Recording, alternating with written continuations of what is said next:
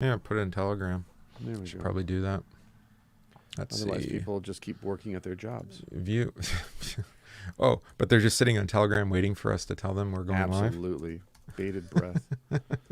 I did spend the money on the plan so that we could stream to multiple things. So we can build our audience. There we go. I mostly wanted to simulcast to Odyssey, so it's archived there in case send the bill to the boss. In case YouTube decides it wants to. There we are. Come after us. You got an email? Got Or a notification. Notification? Notification. I got one too. All right, there we go. All right. Get some scratch paper. Yeah, it's been a week, man. We haven't talked in person. Haven't heard your voice. 2 weeks, I think, right? Before Thanksgiving? Yeah, it would have been the week before. Yeah. That's all right. I mean, we could use a telephone, but why? No, there's no need. Why when you have texting? Exactly. Right. It just makes it easier. All right. Well, we did all our banter, so I guess we can I know, we play did the the music. banter. There we go. Play the music. Do you want me to hit record Oh, yeah, we should. I forgot how on to the do podcast? this. Yeah, let's do that. Record. Good morning, Paul Snell. There we How's go. your We're good to go. Friday? Snowy My Friday's Friday. good. I just had Muay Thai lessons to start my day out. That was good. I like starting off my morning with violence. I spend day with very small children, also violent. Also violence. Its own Different kind way. of violence. Less physical, more soul crushing. D-Fresh is here. All right, good. There we go. So All right. it's Good Friday. It's Good Friday. It's overcast. It's December. And it's war chanting. It's war chanting. To let you know the globalists are coming. Be prepared. Hey, everybody. Welcome back to the podcast. This is the Banned Books Podcast, episode number... What number is this? Because you didn't post it for me to see. I didn't. Probably 229. That sounds good. Sounds right. We'll go with 229. That's Christopher Gillespie. Chilling, willing, maxing, relaxing. I am Donovan Riley. And this is, again, the Banned Books Podcast. This week we are in Live Not by Lies, a Manual of Christian Dissidents by Rod Dreher. Specifically continuing the conversation from the last podcast about Right. families as resistance cells, I think, did we do 2 episodes on family? Yeah, we did. at least. Yeah, so we did 26, 28, and this will be 29, all in the There we go. one chapter. Good. But I think we're in particular, it resonates with us being both, fathers of children, Yeah. but also recognizing the way that our families are under attack constantly. Correct. Yeah. Undermined. I mean, you've had a very particular retreat for your family, bringing them out of the public school not that long Yeah. ago. Yeah. Was that last year, right? Yeah, last year was the first full year of homeschooling. I didn't realize how much of a resistance person I've been, but I mean, we decided before we even had children to never enroll them in day Right. school and to homeschool. And neither of us were homeschooled. We're both Well, children of educators. But I think that's the reason is that, having grown up in the school environments with teach, and hearing the frustrations of being a teacher, Right. that we recognize that maybe the better person to do this would be, mom and dad. Ironically, as unfit as my father was for being a father, he was teacher of the year 4 years in a row at the You're school kidding. that he taught at. No. Oh my, I didn't know that. Okay. Yeah, so he taught political science, U.S. history, and U.S. literature. And his students loved him because this is the thing you need to understand about alcoholics. My form of alcoholism, which is my dad's form of alcoholism, is that we are the life of the party. And when we are in public, we have to portray ourselves a particular way to cover what's happening at home. And by doing that, then, again, you're deflecting, you're distracting people from looking too closely at your personality, your family relationships, what happens at your home. Yeah. So you don't conduct yourself, if you're abusive as an alcoholic at home, you're verbally and physically abusive at home. When you're in public, you portray the opposite. You put on the opposite face for people. And so alcoholics, in a certain sense, are chameleons. They're social chameleons. They adapt themselves to their situation. So the moderating of your personality and the time that I've known you is actually your sobriety at work. Correct. Right. Okay. Is you have to reverse that trend of being a social chameleon and who do I need to be to get what I want in this situation, this scenario? Because as an alcoholic and a drug addict, you're constantly doing that in order to get drugs, for example. Right, You're but you're adapting seeking to a the situation. you're seeking a hormonal hit then when with 100%. public Well, affirmation. It is, because you get this endorphin dump, for example, and this dopamine hit, because one, you're manipulating people Right. to see what isn't real. You're lying to everybody, and you're misportraying, the reality about yourself. You're hiding something, so you're also, it's defense. It's for personal safety and self-preservation. And it's all to maintain this picture of yourself that you want other people to see. And that's, in a sense, at least for me, I can't speak for my dad, but for me, there's a certain, again, endorphin hit. There's kind of a dopamine hit behind that, because you realize, like, I can say whatever I want to these people, and that if I do it right, they're going to believe it, and then they're going to give me stuff. And this is the side effect then, because my dad grew up abused, kicked his dad out of the house when he was 11, pushed him out the door because he was beating on my grandma, told him never to come back, so he didn't. So my 11-year-old, at the time, dad, pushed his dad out of the house, locked the door, and screamed, "Never come back," and he didn't. Wow. So imagine how that affects an 11-year-old to tell your parent, "Never come back," and then they don't. And also then, when my dad was teaching, we actually ended up living 20 miles from my grandpa. And I never knew that until I was older, because my dad never told me. So how does the alcohol relate to like that charisma? Because that's what that is. I mean, Exactly. you have that power Well, over one, people. you grow up learning survival skills. As a child, you have to learn how to adapt and become a chameleon, because in the home especially, there's imminent danger all the time. You're always having to take the temperature of the room. When your dad comes through the door, is he drunk? Is he sober? Is he grumpy? Is he happy? And the rest of the family has to adapt themselves to the mood and the personality of the alcoholic, whether it's mom or dad or whoever. So then when you learn that growing up, that's your normal. So then when you go to school, you adapt, because, of course, you've got to hide the fact that you have bruises, or you have to hide the fact that at home you're being bullied, or you're being yelled at, or you're also bored because the school is like tame compared to the reality that you're used to living in. Well, what you do is you learn how to check out. Because school is just a respite from what's waiting for you at home. But also, like in my case, because we would live somewhere for 4 years, and then we'd move and go somewhere else for 4 years, because my dad went to college on the GI Bill, got his teaching degree. Then we went somewhere where he started teaching at. Then he got a better offer somewhere else, so we moved there. Then he got a job as an administrator for a college, so we moved there. So we were constantly moving every 4 years. But also, it was, how long can you maintain this before it starts to fall apart? Yeah. And apparently it's every 4 years for my dad. And so we would move all the time and always looking for the better thing. But also, I grew up being the outsider wherever we went. So I was also adapting socially in the school, so I didn't get bullied and beat on and picked on by my peers, which I did. Yeah. So you grow up with that mentality. And then as you go out into the world as an adult, you carry that with you, because you've literally like been custom designed to be a social chameleon. And you're also looking for that dopamine hit. You're also trying to avoid trouble. You're also trying to, again, kind of cut people off before they find out too much about you, so that you can control the situation. It's all about self-preservation. I was saying you're trying to avoid trouble, but you're also creating trouble at the same time. Oh, 100%. I was just explaining this the other day to my confirmands. Because if you lie, let's say I lie to you, right? That's not a big deal. If it's just the two of us and I lie to you, I just have to remember what I said to you last time we talked. But then you go tell your wife what I told you. And then I run into her at the store, and she tells me the lie that I told you, and I have to remember what I told you now, because I got to maintain the lie with her. But then she goes and tells somebody at church, who tells there's like 6 people standing there. Yeah. So then I have to remember what I told you and what you told your wife, because these 6 people now are telling me the lie that I told you. And it grows exponentially with every lie you tell. And add alcohol becomes and this drugs fabric, to that. It's a fabric woven. being held together by a drunk. Now imagine, just think about the last time you drank and you got a little buzzed, and you the next day you're trying to remember what you said and how you said it. Now imagine if your constant state is high, like I'm on narcotics basically 24/7, and you're trying to remember what you lied about. Plus you're stealing. Again, I'm robbing from my employers. I'm stealing from my friends. I'm lying to everybody by the time I'm 19, 20 years old. And the burden of the lie ultimately is what crushed me. I couldn't keep all the plates spinning at a certain point, because I was lying to everybody. It's just this intricate web of lies that you're trying to maintain while constantly being stoned. Well, I've thought about that in regards to, the public figure, the president's son, that Sure. I think he finally did get to the point where he's like, I can't handle this. I can't do this anymore.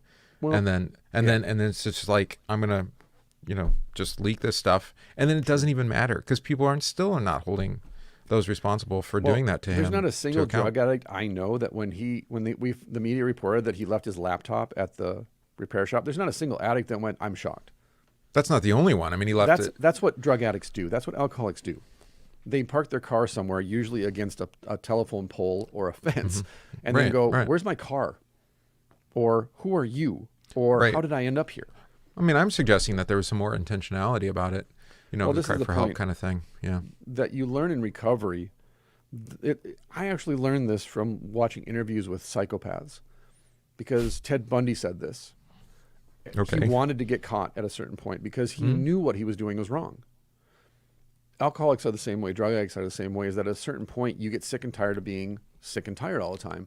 You want to stop, but you've reached this kind of terminal velocity. It's like I tell people, when I was 23, I knew I was going to die before I was 25. There was no way I was going to survive, because I was either going to kill myself for my drug use or somebody was going to kill me because of my drug use.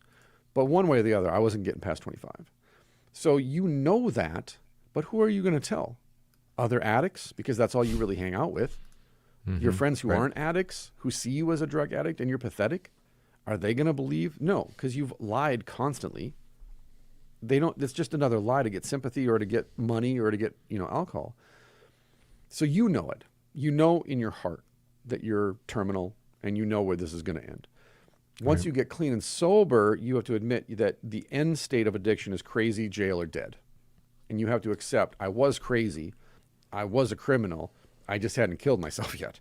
Right. So you know when you're at so-called the bottom, and everybody's bottom is different, but when you hit bottom, that's one of the realizations, the kind of like epiphanies you have is, oh, this is a full-time job. Being a drug addict is a full-time job. Lying is a full-time job.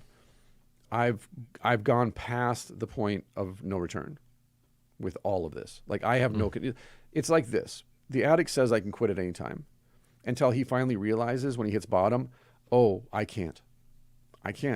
But like we were talking about before we hit record then with another group of people, when it's revealed to you that you've basically put yourself on a path that's terminal, it's almost impossible to take responsibility and accept the consequences of that, because it's too late. You want somebody else to take responsibility. Correct. Maybe. Well, that's why you blame your dad for being abusive. You blame your mom for never being at home. You blame your friends for not stepping in. You blame your boss for being whatever, or rich. Blame the media, blame the president, blame the medical authority. Somebody. Yeah. Right. But what you never want to do, because again, in your heart, there's only one person that's responsible. Because there were many nights when I sat alone in my apartment getting high. There was nobody there. It was just me getting high. So who do you blame then? Well, then it just becomes this existential kind of thing where you're like, well, I wouldn't be sitting here getting high alone. Let's go back and tell my origin story, and then exactly. Or do some psychotherapy and talk about the abuse. Who was it who got in his car, stole money from his boss, and then went and bought drugs, and then came home and got high? Oh, was that you? Yeah, that was you. Was your dad in the car with you? No. Did your dad force you to smoke this? No. So then who do we have left to blame? But you can't do that because, like you said, it's a pathology. It becomes habituated. Whose fault is it? And that's why you can tell when someone's not sober in a meeting, because in the meeting, they're blaming everybody else for their sobriety, or they're blaming everyone else for their previous addictions, versus in recovery, you have to take 100% responsibility for your addiction. Right. Which I think probably is why I don't deal well with people who are victim blamers. Right. But that's the original sin. Yes. Of course, yes, of course, it's eating of the fruit that God had forbidden. But then it's manifest in. It's the woman you. I didn't do it. Yep. Right. Nope. It was the serpent. Yep. Blah blah blah. Just keep kind of kicking the can. 100%. Right. And then you see that spin out. I mean, I think this is the danger of talking about original sin in terms of old Adam. Is that it's true. It's the old Adam we've inherited from Adam, but it's our responsibility and it's our fault. We don't. There's some people do this like, well, it's Adam's fault, that he sinned, and we're just having to suffer as a consequence. Like, that's half the story. Yeah. When we talked about it in our confessions class at seminary, the professor, who will not be named, Voldemort, explained it this way: that the word originate has two meanings. Originate source. As in it originates with the source, Adam. Originate as in originates, comes out of you. The first time, the original. Original, yes. Original, Adam. Originate, you. It comes out of you. To originate means it comes out of. Right. Like It's a plant your coming out of old the ground. Adam. You're completely. Right. It's like heirloom It's completely yours. seeds, right? The seed came from this stalk of wheat 250 years ago, but I planted it and it came out of this soil. It originated from this soil, but it originated from this seed way back then. It's both and. Yeah. We want to say, well, it's back then, it's not my fault. But David in Psalm 51 cuts that off and says, no, I and I alone have sinned against you and done what is evil in your sight. Although he does point to origin, and sin my Yes. mother conceived me. Yeah, exactly. So we've got both. You've got both. So you I can't have sinned. Yeah. So And I'm born of sinners. would I become a drug addict if I didn't grow up around drug addicts? Maybe, maybe not. I'll never know. The likelihood, though, if you did, Yeah, does seem to be higher. I mean, statistically. Right, it does. Yeah. You know, and again, Mike, you have your kids to go off of, and I have an 18-year-old, 19-year-old, and he sees the shock waves, so to speak, of addiction and abuse with myself and my wife. And just the shock waves of our life and then interfacing with our family members has been enough to convince my oldest, I don't want that. We're going to I cut don't this have off right anything now to do at with the that. pass. Exactly. There's a way that a And child can do that, I think, in a way that, Yes. as you become an adult and become mature, and it becomes like indoctrinated, not even indoctrinated, but ingrained in your personality, Yeah. that it's a lot harder to break the mold. Well, I was telling you about my 15-year-old on the way home from the gym on Wednesday night. We were talking about something very similar, and she basically said, she's like, no, I respect you because of everything you sacrificed to make sure that we're raised right. Like, you made everything else secondary to us, and we all see, even my 9 and my 11-year-old see the sacrifices that I've made for them. And that's what's weird to me as a father then is when my kids give me that kind of feedback where they show me, we pay attention, Dad. We know, we're smart. And you realize, oh, they really are observing and they really are making these judgments. And you don't think they are necessarily because you're just grinding it out as a parent. Like, I gotta do right by my kids. Right. And then when they give it back to you, you're like, yeah, we see the sacrifices you make, Dad. That's why we respect you. And you're like, oh. It is interesting. We were talking about this in the context of that pastoral theology. It described the pastor's workday, where he basically works nonstop from 7 to 11 and doesn't really attend to his family at all. Yeah. And we've heard many older pastors lament this. But I mean, the problem with it is that Paul, in particular, I mean, he does have that instruction to the pastors that they must manage their household well. Yeah. You're like, well, wait a minute. If he's full-time pastor, like full-time pastor, time and a half, basically, every day, how is he managing his household well? Right. And we've seen congregations that are destroyed by the family of the pastor, by the children's behavior or by the marital infidelity or whatever it is, right? Where he wasn't attentive to his own home, and then it leaches out into everything else that he does in the church, and vice versa. We've seen homes be destroyed by the toxicity of the church. Yeah, well, by the pastor congregation. basically neglecting the family in the opposite direction. Right.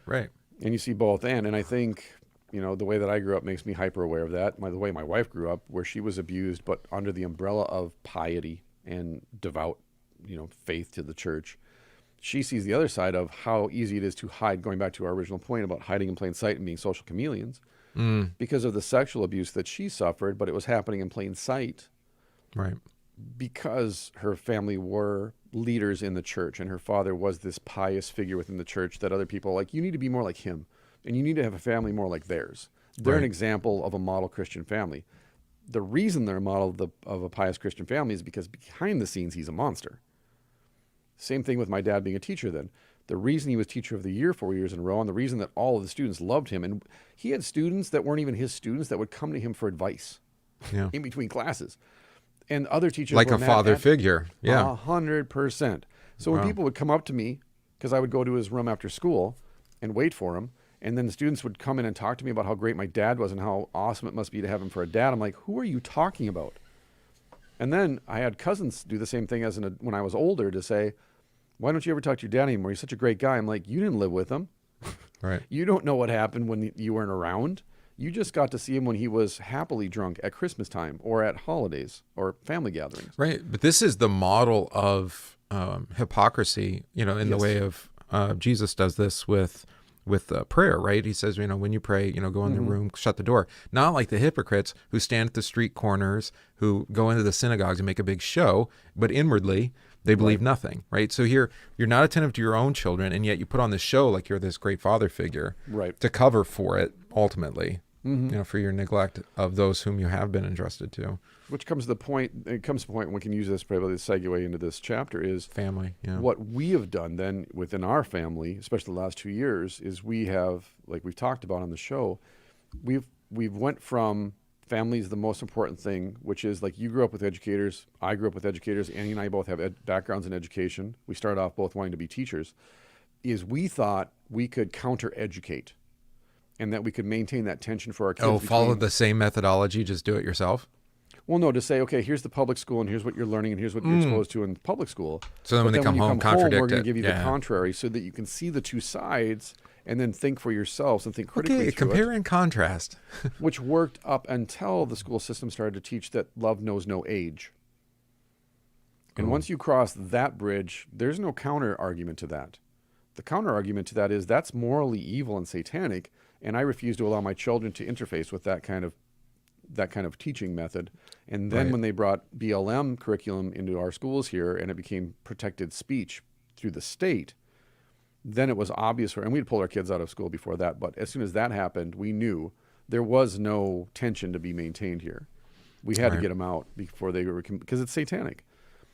And also, you can, as we've discussed, you can be countercultural like you and I were raised to be, and still maintain that status quo within the family and be willfully blind to the temptations that our kids are confronted with, because you're saying to yourself, yeah, but we're teaching them an alternative method of thinking, a different way of seeing the world. Well, but it's, again, it's that tidal wave analogy I keep using, the tsunami. Is like, you can't teach your kids how to withstand a tsunami.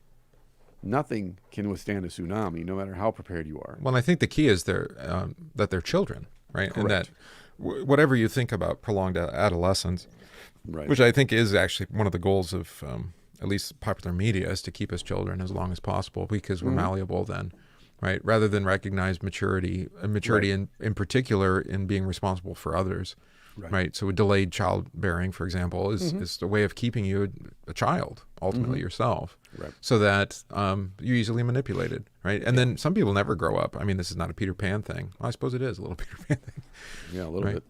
Yeah. And all lost boys, yeah.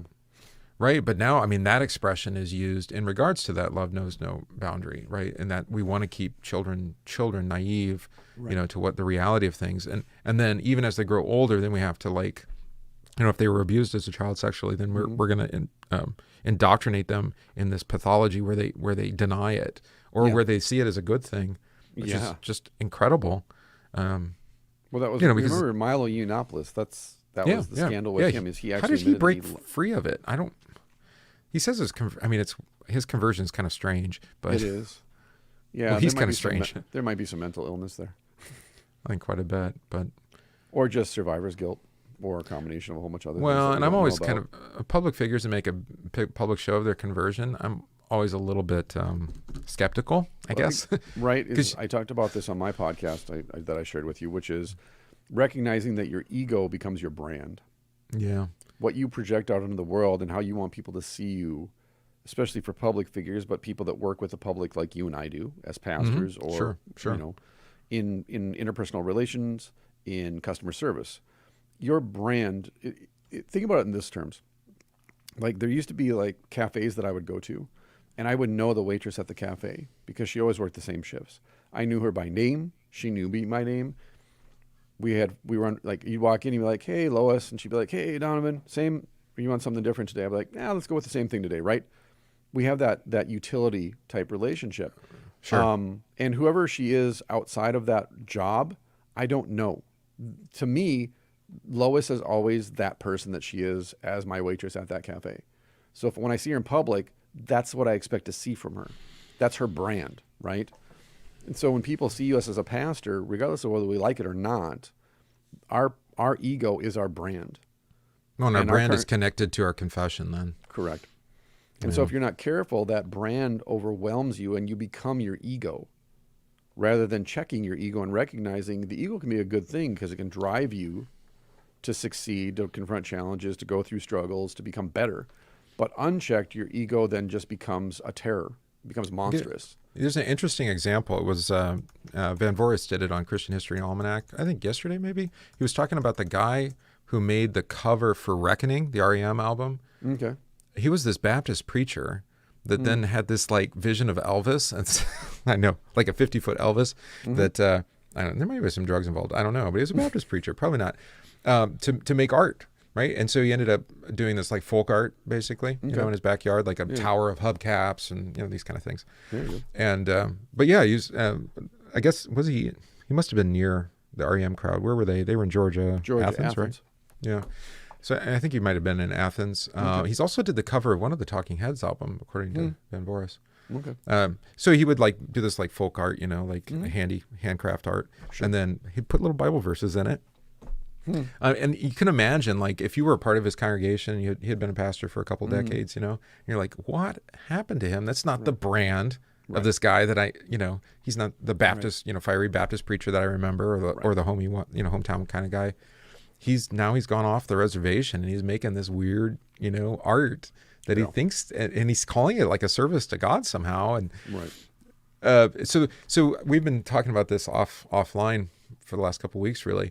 You know, when we're talking about ego, but you know, the people who reinvent themselves. In other words, they have like no ego, right? Their ego has been broken. You're essentially saying, I'm going to crush my ego because here's my brand I built up over the last 5 to 7 years. I'm a different person than I was 7 years ago, 5 years ago. So I'm gonna shift. I'm just going to shift into a different gear. I'm going to go in this way now. Well, who is it? Oh, Gwen Stefani, right? She's a country music singer now. Is she? Yeah, she married Blake Sheldon. Oh, yeah, I knew that part, but yeah, he's the big guy. She's been doing like duet stuff and dressing like a country singer, singing country songs. After you've flown Epstein Airlines, I mean, the sky's the limit. But what was her old brand, right? It was kind of the ska thing. Was it ska? She was punk ska, pop punk ska when she first started, and then no doubt just kind of evolved into almost like her solo career, which was kind of eclectic. It was poppy. What else? It's pop, yeah. Well, but that was the problem. She attached her ego, well, really her brand, and thereby her ego, to a genre that was very short-lived. Right. So, I mean, you could just stick with it and be that weirdo that just keeps doing that kind of music that nobody does anymore. But then you have to accept that you're going to have these lulls in your career where you're not going to be employable. Where nobody cares. Not popular. And then you're going to peak, and then you're going to get nostalgia, and it's going to come back. We see this with these children in Hollywood destroying all of our franchises that we grew up with. Oh yeah. I was thinking of it in a positive sense though, because you have that with Dylan, where he had revival basically. After kind of being like not that interesting for about 20 years. And who was right before Dead with his American song, the American stuff. Oh, Johnny Cash. Yeah. Emmylou Harris, Loretta Lynn. That was a good Jack example White too. Who brought those guys around. But it was all these old country people that Nashville said, we can't sell you anymore. But then these kids that grew up with their grandparents listening to this music went, hey, these people are a national treasure. What are you doing? And now you're seeing this with grunge music actually again. Oh, it's kind of, revival of it. We are now the 70s to the kids today. Gosh, feels terrible. Yeah. The artist I was talking about was Howard Finster is his name. Cool. Yeah. I'll link it in the show notes. But the point is, once you attach, and by ego, we're talking about original sin, but in psychological terms, it's been kind of defanged by calling it ego. But basically, once you attach your ego and you attach yourself to a thing or a person, and let's use pastoral ministry as an example. Once I attach my ego to doctrine, now it's no longer Christian doctrine, it's my doctrine, it's my confession. So rather than being a defender of the Christian faith, a theologian of the church, I'm a defender of my faith. And then you become a defender of your faith because you've attached your ego to your confession. And now instead of arguing over the Christian faith and what the Word of God has to say about that Christian confession, now we're simply arguing back and forth about whose belief is more right than the other one. And so the space that God's Word is supposed to fill has been filled by my ego. So then in like Bible study, for example, let's say you ask a question or you say, I don't necessarily agree with that. Or, well, couldn't you say it this way? Or couldn't you look at it from a different No, you can't because I've attached my ego to this. teaching. So you're not questioning or the you've got a teaching. whole you've got a whole treasury of egos, right? Of church fathers or whoever 100%. Yeah. that are all bound Right. up in that too. Yeah. Which is why the contemporary classic Bible study question after you read the text is, what do you think this means? It's the postmodern question, which is essentially saying, what does your ego want to do with God's word? Yeah. Well, we have this dynamic play out liturgically because on the one hand, we say, I believe in God the Father Almighty, right? right. The creed is I, whereas the prayer is our Father, right? Where it's corporate. The prayer is corporate, but the confession is singular, except like, I think I got this from you, to say we show love for one another by confessing together the creed, but then we say I, right? So, but there's that tension, right? It is your confession, and yet it's a confession you share with others. Right. By the Holy Spirit's giving. Well, that's the importance of the congregation, right? The assembly of believers is they hold you in check. Right. Well, at least that's what the function of the assembly is. You read Psalm 1. When to stand in the assembly of the righteous is to hold each other in check so that we don't become the sinners who are groveling outside and sitting in the gutter, lamenting the fact that they can't get into the wedding feast. Well, and we discipline one another. I mean, in love. Well, right? we used to. Yeah. Yeah, well, it turned into this formal thing, right? Yeah. Institutionalized discipline. Exactly. But again, it's just a whole bunch of egos going, we have to nail this down because you are a threat to my doctrine. We follow the dogmatic practice of Matthew 18. You're like, yeah, that works sometimes. Sure. That's one approach. It's a good one. It doesn't. Sometimes it doesn't quite work out that well. Yeah, exactly. Yeah, you have to go about it maybe with a different kind of strategy, a tactic. But think of how miserable, and I can speak from personal experience, how miserable you become then when you, as a pastor, your office, quote unquote office, covers anything that you touch. So therefore, anybody who questions or disagrees or disrupts your teaching, your preaching, your observance of the sacrament, your presiding over the divine service, it's mine. This is like I've talked about before in the past, distant past now. I would wrap myself in the liturgy to protect myself from my congregation. Right. Because as long as I'm in the liturgy, I'm faithful. Donovan the White swinging your incense. Yeah, exactly. Yeah, there you go. But the liturgy will protect me from the judgment. That's what you think vocationally, because you look at your congregation at different times and think to yourself, these people are doomed. Right. Like, I can't believe these people believe these things. I mean, I learned this from you is to find opportunity, and there's time and a place for this. I've been doing it on Wednesdays. We're going to do it through Advent here, where I'm intentionally breaking the flow of things. I've abbreviated the liturgy. We're using the confession from Compline. We're doing a hymn sing, and I'm just letting the people pick what they want to sing. Yeah, absolutely. Which what do we call those? Keeping your ego in check. Right. And you have to be intentional about that. I mean, I remind people in the pulpit and in Bible class, like, look, if you don't agree, tell me, right? Or if you say, like, it says this here, how does that reconcile with what you just said? I need to hear that. I need you to keep me in check, right? Because I don't want to become, I don't want my head to become so big that I no longer can receive criticism. Well, you calcify, right? You end up calcifying because you've built this wall around yourself and you're protecting yourself. And maybe you call it doctrine. In martial arts, we'll call it technique. Sure. In other areas, Art. it's the mandate, it's the guidelines, it's the rubric or the rule set, or the just ceremony, family the ethic. ritual. Hey, Rileys don't act that way. That kind of thing. Like, what does that even mean? Well, in my family, that's just laughably, that's just nonsensical. Like, we don't act that way. Really? How do we act, Dad? Well, you're not being chaotic enough. That's not savage enough. Well, but as if you're monolithic either. I mean, every child is distinct. Right. It's very deterministic, right? It's mine. So then can we, within the boundaries of what God's word sets out for us as, like, the 10 boundaries, let's call them 10 boundaries just for the sake of this conversation. Sure. Like, I have these 10 boundaries, such as I can't show up for Bible class Sunday and say, we're going to talk about our God and Father Buddha. Well, why not? Because God's word condemns that. Yeah. God's name isn't Buddha, and Buddha wasn't a god. So push that, or the gospel according to Star Wars. There is no gospel according to Star Wars. It's Gnosticism. It's a heresy. There's lies, and those lies in an inverted way reveal the truth. However, if I am, one, a Star Wars fan, and two, theologically determined to fit the gospel of Jesus Christ into Star Wars, and you and I both know someone who did that, or Harry Potter, and they did it constantly, and we all know how Donovan felt about that. Do. Present tense. What happens is Your ego determines what is and is not doctrine versus Marvel, hey, DC, yes. yeah, can I use this as a sermon illustration? Maybe. Let's find out. Run it past me, right? Same thing. Hey, it's like I'll teach this technique. And because I'm human, I don't know everything there is to know about what I'm teaching. And so then in the process of individually helping a student with the technique, the student will say, hey, you didn't teach us that when you showed it to the class. And I'll be like, you know what? You're right. And that's because I do it intuitively. It's like you and I will speak in shorthand about the Lord's Supper, for example, because we've memorized the catechisms, we've read through the confessions more times than we can count. We just tend to clip down paragraphs into little pithy statements, right?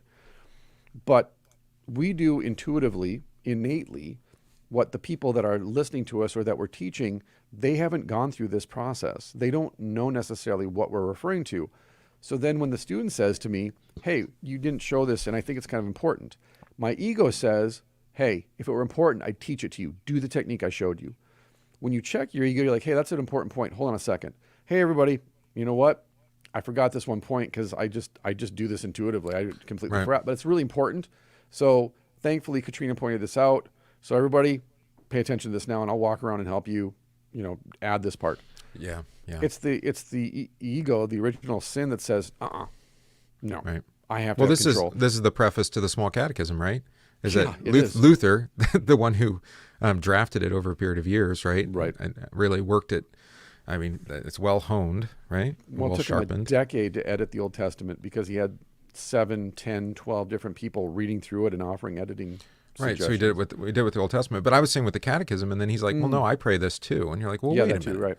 How is it that you intentionally pray, what you already wrote? Like, why would you do such a thing? And it's that regular discipline and habit and getting back to basic technique. It'd be like the basketball player who decides, you know what, I don't need to practice shooting free throws anymore. Right. Well, guess what's going to happen to their free throw shooting after not that long? Right. You're going to become a Shaquille O'Neal at that point, and people are just going to mock you for the rest of your life because you couldn't make free throws.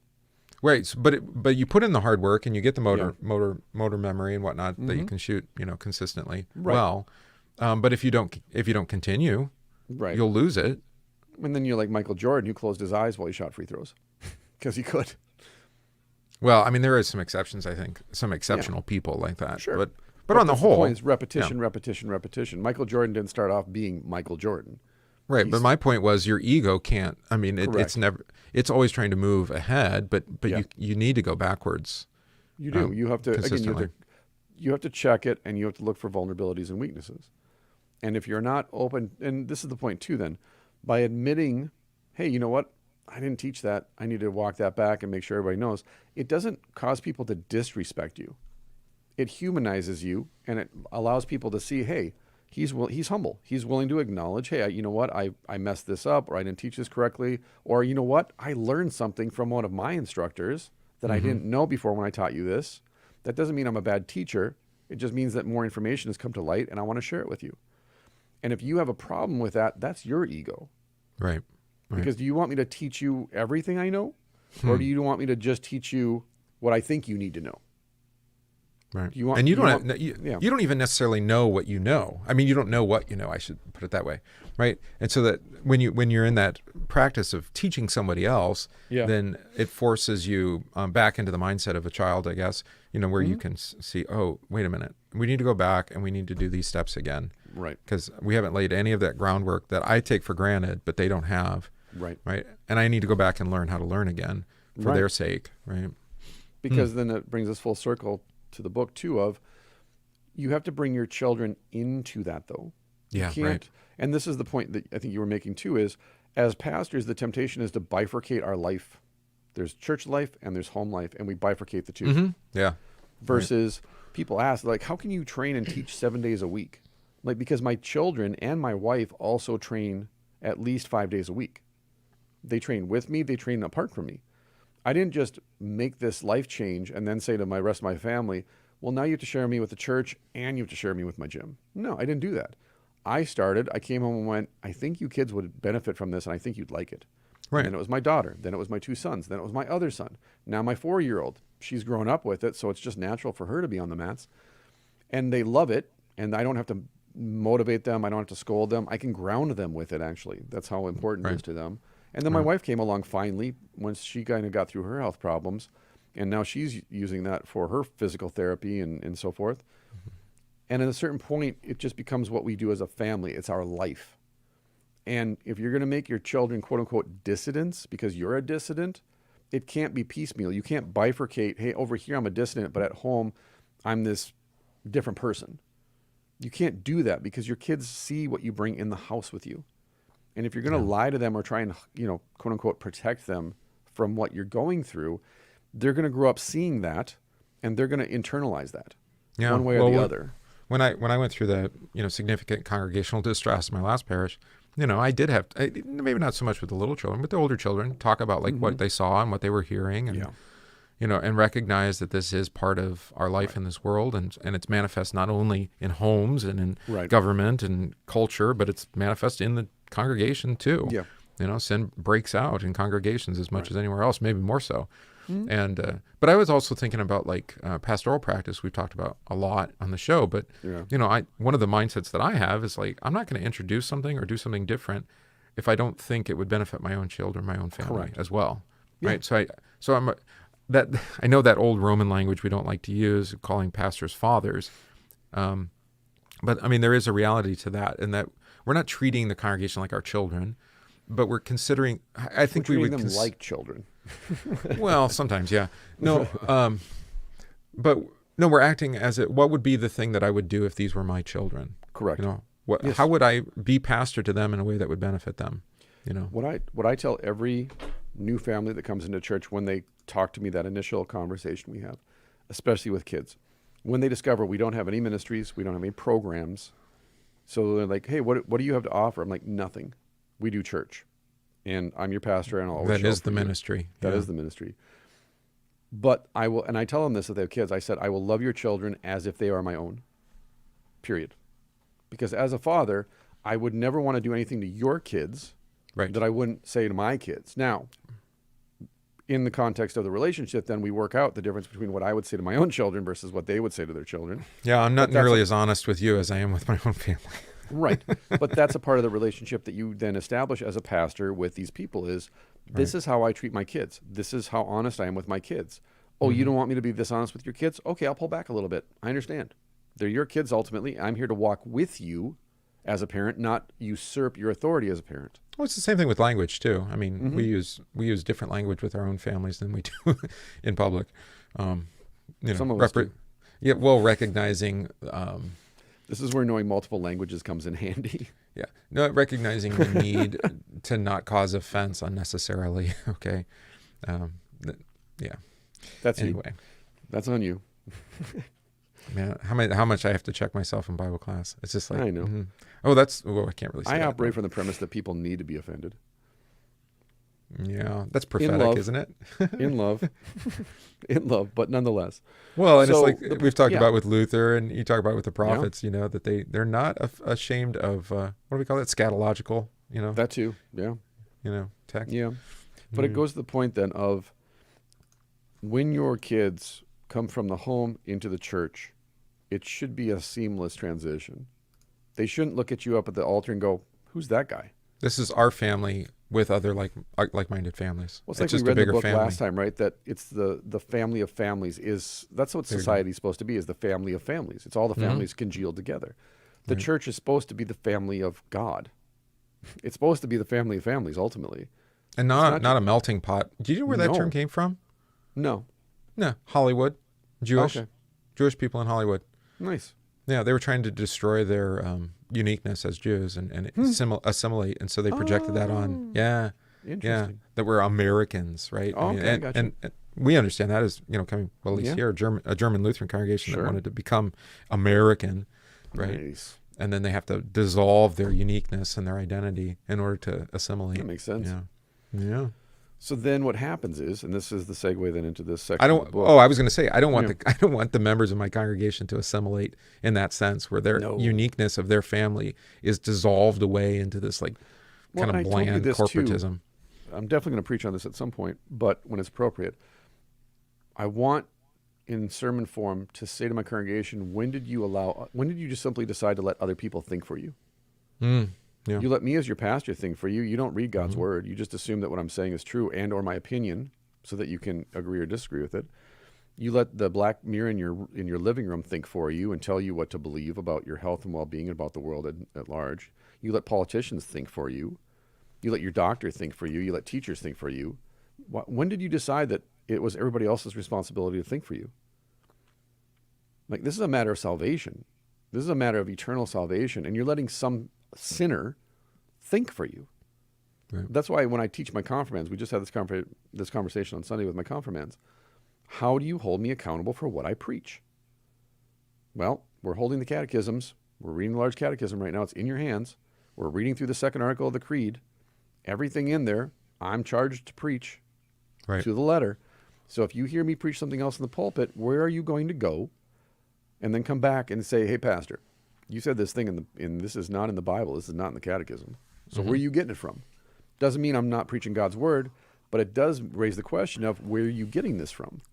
Right. And this goes back to ego. That's why I teach the kids to hold me in check, because the parents and the grandparents won't do it. No. They're letting me think for them. They're letting me believe for them ultimately. Right. And you become a substitute ego then. Yeah. Yeah. You're living rent-free in their head. Yes, exactly. Exactly. Which is, again, another recovery term. Why are you letting other people live rent-free in your head? Yeah. It's about resentments, actually. Yeah. Yeah. You hold those resentments. You're letting people live rent-free in your head. And this is the analogy for the old Adam, by the way. Everyone has a little old Adam, Eve, that lives rent-free in their head that screams lies at them all day long. That's what it means to be a sinner, is that your brain, your ego, is lying to you 24/7. Wow. What a conscience, huh? Yeah. No, you're better than this. No, you're worse than this. You can do that. You could never do that. She doesn't understand you. He doesn't appreciate you. You do deserve this trophy. They should give you a raise. Lies upon lies upon lies. And therefore, you're unable to kind of step back and detach and look at yourself objectively and say, I need to make some changes. That's why, notice biblically, it's always revelation. It's always God interrupting the flow of someone's life. Well, that we would have the mind of God, right? Yeah. But we recognize that we don't, not by nature. And, being brought into conformity to the Son, I guess. Do you have the large catechism handy in front of you right now? You can grab. I have Luther's one of these things. That's fine. That's actually perfect. Look at the front page of the second article to the Apostles' Creed in the large catechism. Because at least in the book form of that, there's a woodcut, and then right under the woodcut, there's a sentence that's really important. No, this doesn't have. You have that fancy printed one. I don't have one of those. The fancy printed one. Right.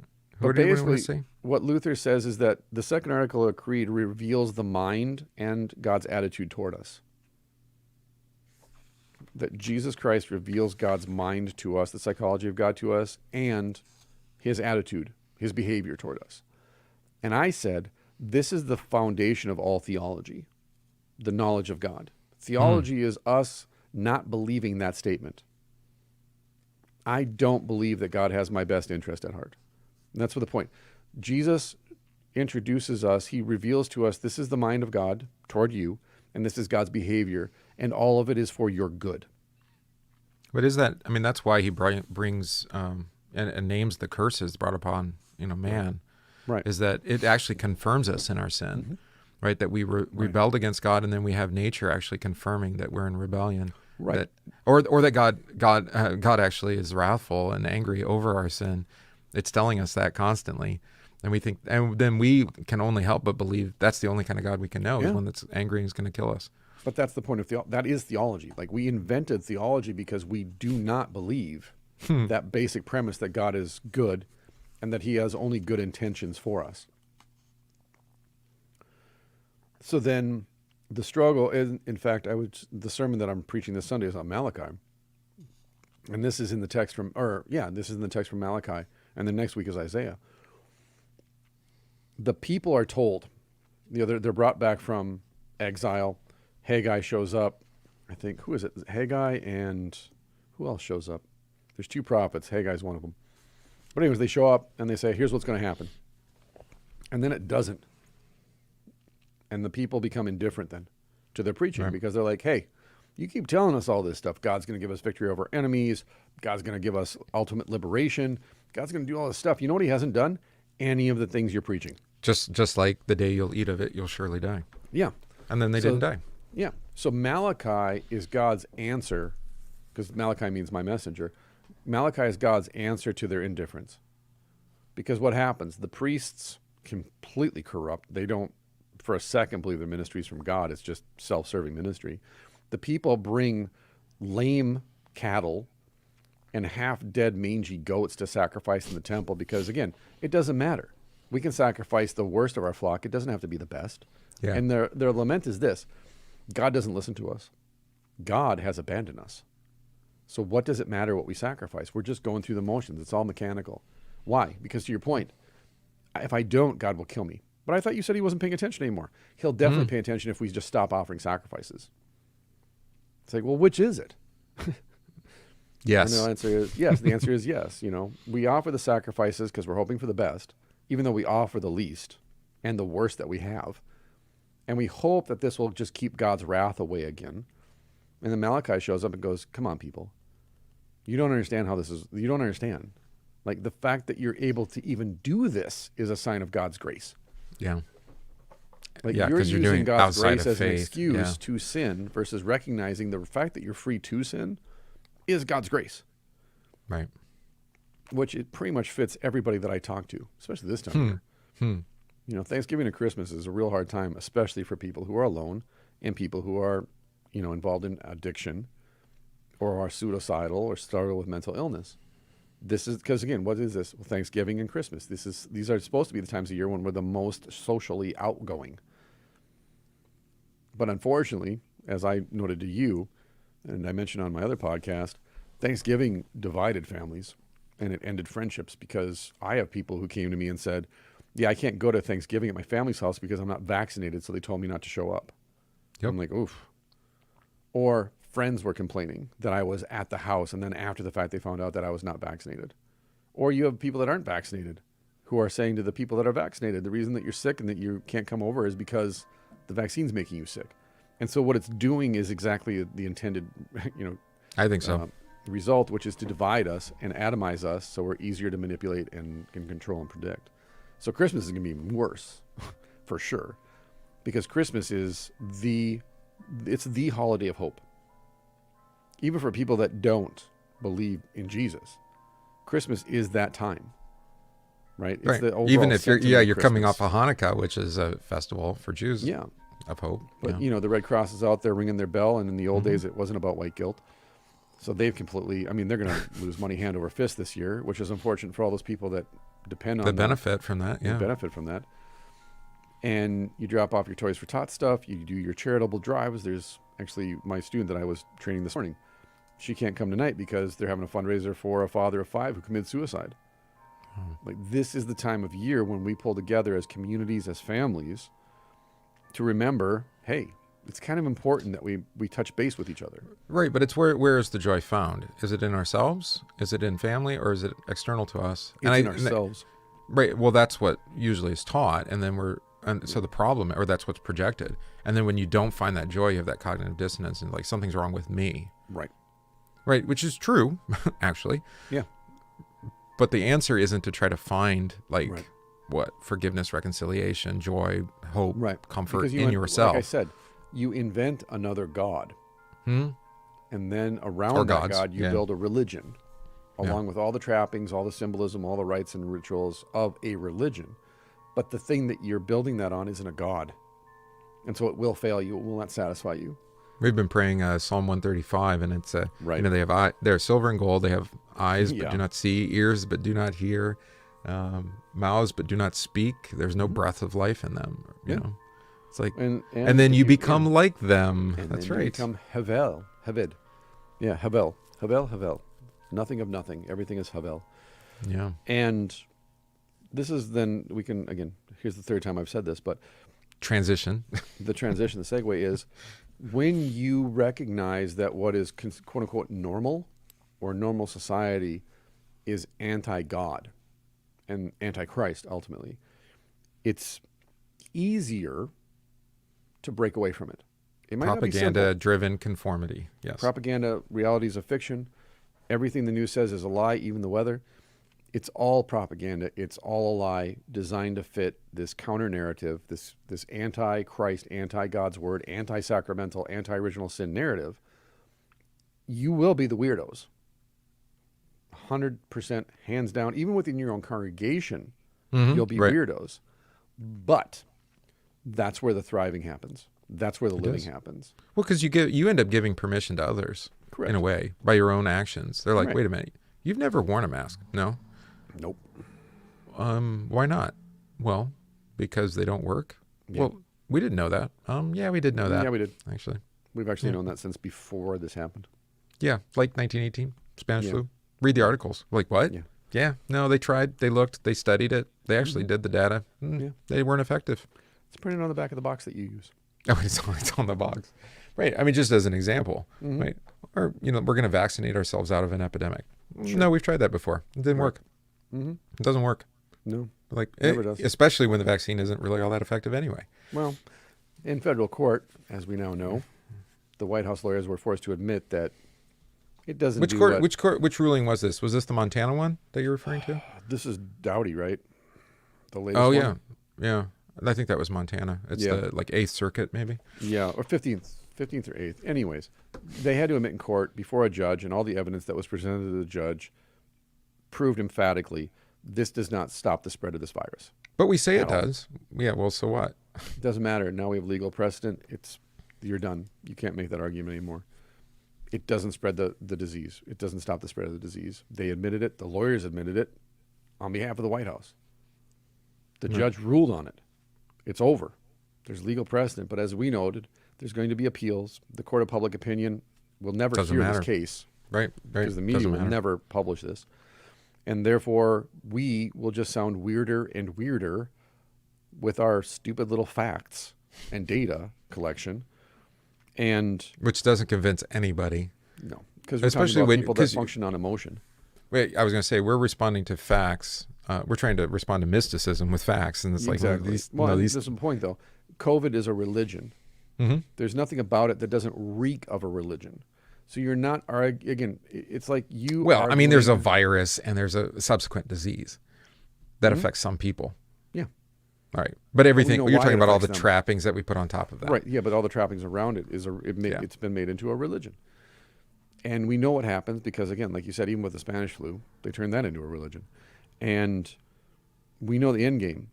The downside of this is that the reason that the prophets have been so therapeutic for me now and have allowed me to recover from the funk that I've been in the last 3 or 4 months is to go back and reread the prophets and go, oh, we've been through here before. They're therapeutic because the people worshipped Yahweh and the people worshipped Moloch and Dagon and Ashtaroth. And they saw no conflict. And they saw no conflict with that.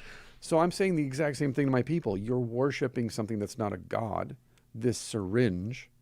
You have a high priest who's a mass murderer, Fauci. This is all on the public record. There's a BBC documentary that was never allowed to air in the United States that was made about Fauci's AIDS experiments that outed all that information. Right. And the mRNA vaccines were developed for AIDS, HIV. Yes. Yeah. Which is why they're having that that reverse HIV effect. Well, people are testing positive for HIV because it's a combination of the two. Yeah. Yeah, it's very. Yeah. They're immunocompromised. For our listeners who don't know what we're talking about, who aren't on our Telegram group. Oh, well, I mean... The vaccine, the COVID vaccine is a combination of two things. It functions like HIV, is what it actually does. And it rewrites the DNA the same way that HIV does. It makes you immunocompromised. Right. Yeah. Which means you're going to be sick for the rest of your life. This supposedly doesn't make you immunocompromised, supposedly. Really? Yeah. Well, again, the FOIA documents that were released through the court ruling shows how many thousands of people died. The first 500 pages of Pfizer docs show 1,200 people died. In the first 500 pages. 5 months? Like the first 90 days. It was in weeks. No, the first 90 days. It was the first 90 days. Thousands of people died. 1,200 just from Pfizer alone. Yeah. Yeah. And that's not adverse reactions. That's not. That wasn't in VAERS. That was Pfizer's own private data. Yeah. Their own corporate data. So you read, again, I read Jeremiah last week, super helpful for me. Changed the way that I preach, not as assertive, not as confrontational, and yet at my elders meeting, both my elders noted, We heard you loud and clear. Even though you didn't name names, we heard you. This is my point, and this is, I think, important for me anyways. I hope it's important for the listener, and especially for preachers. If you stick to the text and you understand the text and you understand the context, who they're preaching to and why they're preaching to these people in this way, you can preach the exact same thing in the present tense with slight alterations to the language, because we don't worship Dagon, we worship COVID. I kind of wish I could death God.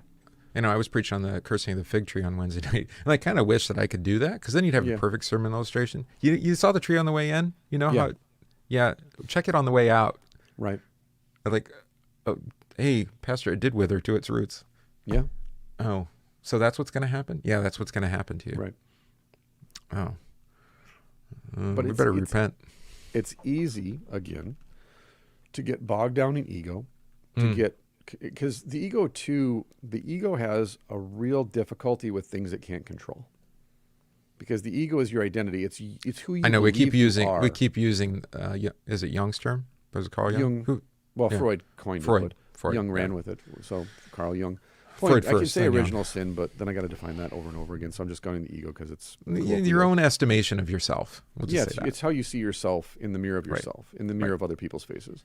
It's basically, this is who I want to be, and this is who I believe myself to be, even though it's not really actually who I am. And what happens is you attach your identity then to this thing again, but you don't have any control over these people, these things. And that's where things get bent out of shape, and this is where conflict arises. Because you attach yourself emotionally to people and things that you have no control over. And it can become an anchor that just sucks you down with it and drowns you. And all the while, you believe you're being pious and faithful. You believe you're being a good person. You believe that you're a good helper, a partner, a good employee. You believe you're fighting the good fight. But you're drowning. Because you've attached yourself to not Jesus, the object of our faith. You haven't attached yourself to the sacraments, which are truly efficacious. You've attached yourself to a human being out of your control who's also a sinner. Or have you attached yourself to a thing that, like you said, it's made of silver and gold, but it has no eyes, no mouth, no nose, it can't move, it can't think. And then you identify with that thing. It's like I was talking about with the Chicago Bears and their coach Nagy, and how they're chanting "Fire Nagy" at his son's football game at Never mind. He's got a whole team of coaches that are responsible, offensive and defensive side, right? And he's got a general manager who drafts these people. General manager. He's got an owner that's very, very directive as to how they play. Yes. The style of football that they play, et cetera. Yes. But fire him. Yeah. But fire him. Well, there's always a figurehead. There's always a figurehead. Because I've attached my emotions to the team. And when the team does bad, I'm reminded of how bad my life is or how rough my life is. And the only way to fix this is for this guy to get fired, rather than me to detach emotionally from something and someone who doesn't even know I exist, who's a human being, who's just doing his job. He's doing the best he can, and I don't know anything about what's happening internally. For the longest time, being a Chicago Cubs fan was actually a pretty good tool for your ego to keep it in check. Yeah. We just don't win. We just don't win. Right. This is who we are. We're just not winners. What was the term? Laughable losers, lucky losers. What was it? Oh, yeah, that's right. I forget. There was a term they used to apply to Chicago, something about the losers. Yeah, right. Somebody from Chicago tell me. Where's Joel Hess when you need him? Point is, even if you attach yourself emotionally to the Lord's Supper, for example, the Lord's Supper is efficacious. However, if you allow original sin, ego, to grab a hold of the sacrament and make that your identity. Lovable losers. Lovable losers. There we go. What ends up happening then is, if the Lord's Supper isn't served, or you can't get to the Lord's Supper this Sunday, it ruins your entire week. Yeah. Because you've attached it becomes your God. The sacrament the elements become your God. Not Jesus, but the presence and the eating and drinking of it becomes your God. I always think it's funny that people get disappointed that the sacrament, they receive it and then they don't feel better afterwards. Right. But I think that's what they're looking for. They're looking for an emotional lift. That's true. Wine gladdens the heart of men. It's right in the psalm. Gulp. Stop sipping. There's no teetotalers at the Supper of the Lamb. You'll at least the next hymn you sing, you'll have a better time with it. 100%. I can chant in tune after communion, not before communion. Golden throated following the. With that post-communion prayer. Oh, by the way, since we mentioned Fauci, we might get kicked from YouTube. I don't know how that goes. But transgenders are mentally ill. I'll let our watchers know. Everybody here is on YouTube, I think, right now. At least everybody who's commented. But we're simulcasting now also to Odyssey. So the Odyssey link is below in the show notes. So go and subscribe there in case if we get punted off of YouTube, that's where we'll be. Going. Yep. Yeah. Because it's not, I'm not happy with Rumble. We're there too. But Rumble's now listed on NASDAQ. They got... Yeah. It sounds too corporate for me. I prefer something on the blockchain. So yeah. Oh, Rick's watching on Facebook. There's Rick. Good. He checked in for us. So. Oh, is that what that little icon means? Well, with the heart? No, with the F. I don't know. That they're watching us. Oh yeah, that's Facebook. That's the Facebook logo. I don't pay attention. So lastly, then to segue now, 100% into don't be afraid to be weird. Except for my oldest, my kids don't wear the same kind of socks. They don't wear matching socks. They don't care. They've never cared. In fact, they love it. And you can force it on them, though. Well, why would I? You do must that, wear though? matching socks. Yes, you must wear matching socks. We're going in public. It's ethically, it's a violation of social ethics to wear two different socks. It's culturally So last week, my inappropriate. council president finally asked my 15-year-old, "Do you match your socks, or do you do this on purpose, or is there like a whole thing?" And she said what I said, which was, "Well, I wore this one because I like the pattern, and I wore this one because it's comfortable." So she's got a knee-high sock on and then an anklet. This is perfect. One's checkered and plaid, and the other one's, pink and fuzzy. And I'm like, I don't see the problem here. If artistry isn't genetic, I don't know. 100%. Exactly. And we all know that artists aren't good in groups. Like, artists don't function well in groups. We're not team people because we're always wandering off. Like, hey, look at that over there. That's new and amazing and wonderful. Let's see how that works. Most people are like, no, don't jump the fence. Don't go into the woods. Don't look in the cave. Don't look under the bed. And we're like, well, that's where all the good stuff's at. Which is the point then of the Bendas.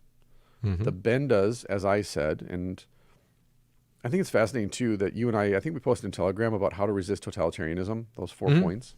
Yeah. That you and I were already doing them in a kind of benign way, and now it's just Yeah. amped up and more active. Yeah, that's why at the beginning of the show I talked about Yeah. homeschooling from the beginning. Right. We had actually a doctor when we were with our oldest son when we were pregnant with him. It's like he was asking, well, are you going to do this? You're going to do that? You're going to do this with them? And we're like, no. I mean, it was all the things, right? The shots, the circumcision, the whatever. Yeah. And like, nope. He's like, you're hardcore non-interventionalists, aren't you? which stuck with us, ever since. It's like, yeah, that's pretty much us, right? Think about it in this way too. Now that you're talking about it, it reminds me of a conversation I had with my students on Tuesday night. I'm going to use the fight analogy. If you and I are sparring, for example, and I've decided that I'm going to take you down in this way, I'm going to apply this technique to take you down, and then once I get you down, I'm going to get on top of you, and I'm going to attack your right arm, and I'm going to perform a joint lock on your arm. And I've made up in my mind, this is how this is going to happen. But you, having a vote, right? You have a vote, and you do stuff that violates my plan. So rather than being reactive and adapting in the moment to what you're doing, I've determined this is the path to victory, and I'm only going to take this path. I can't see anything else now because I've determined this is the only path. So I'm missing all this other information and all these other things that are there, which are much easier paths to the submission to the victory. But I've got to do this. So I'm going to fight as hard as I can to get the takedown and then get on and then do this and then do that. Versus if I just stayed relaxed, and staying relaxed, I see better because I'm breathing and I see the whole picture. Now when you move, I'm going to react to your movement. And I'm going to apply technique to that. And then you're going to do something else, and I'm going to apply technique to that. And I'm going to slowly but surely take away all of your options until you're forced to give me the submission. If you apply this to parenting, for example, or even pastoring, which is there's only one path that I'm going to take with this person, like the child. You're going to force that child into a category, into a box, into a position that they don't fit in that 100% of the time. Maybe not even like 10% of the time, but you're like, nope. Welcome to Universal Prussian schooling. Right. Exactly. You have to sit in this desk and you have to do this and you have to take this test versus what do you, like my 9-year-old has to walk around. He has to be physically moving. Or you could just say, I mean, what are you interested in? What do you want to study? What do you want to study now? Well, my two boys admitted this morning to their mom or the other day, they're like, yeah, this geography book sucks. Well, why didn't you tell me when we got it? Well, because you work so hard. But we hate it.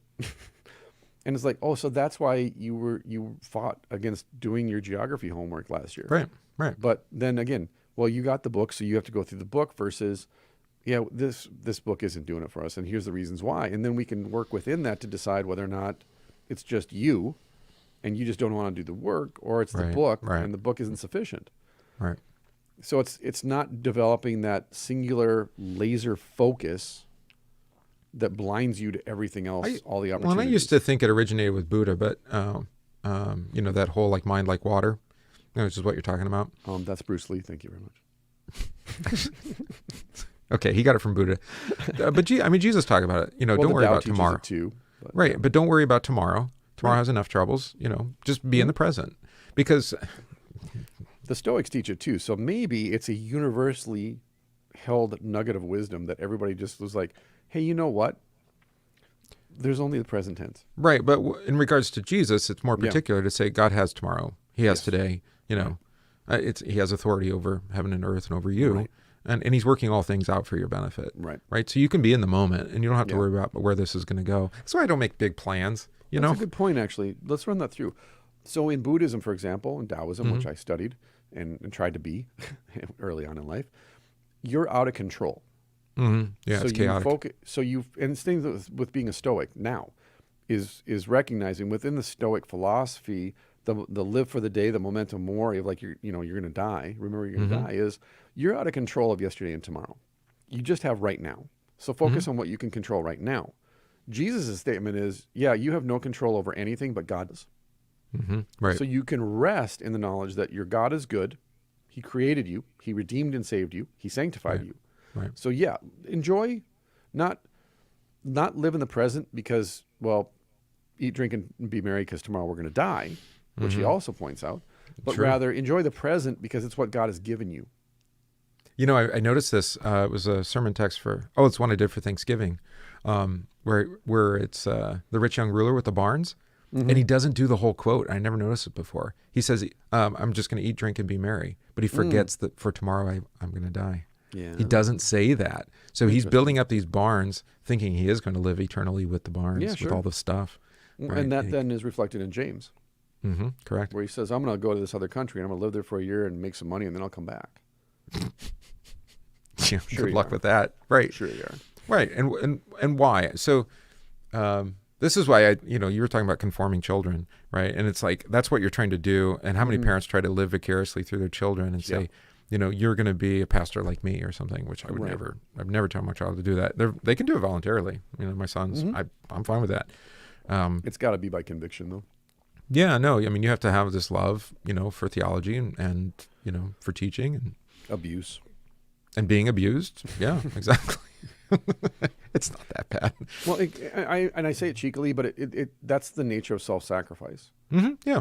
If you're going to mindfully engage in sacrificing yourself for the good of the church, the sinners in the church are going to abuse that. Right. It could be as a musician, it could be as a teacher. It could be, absolutely. Anything.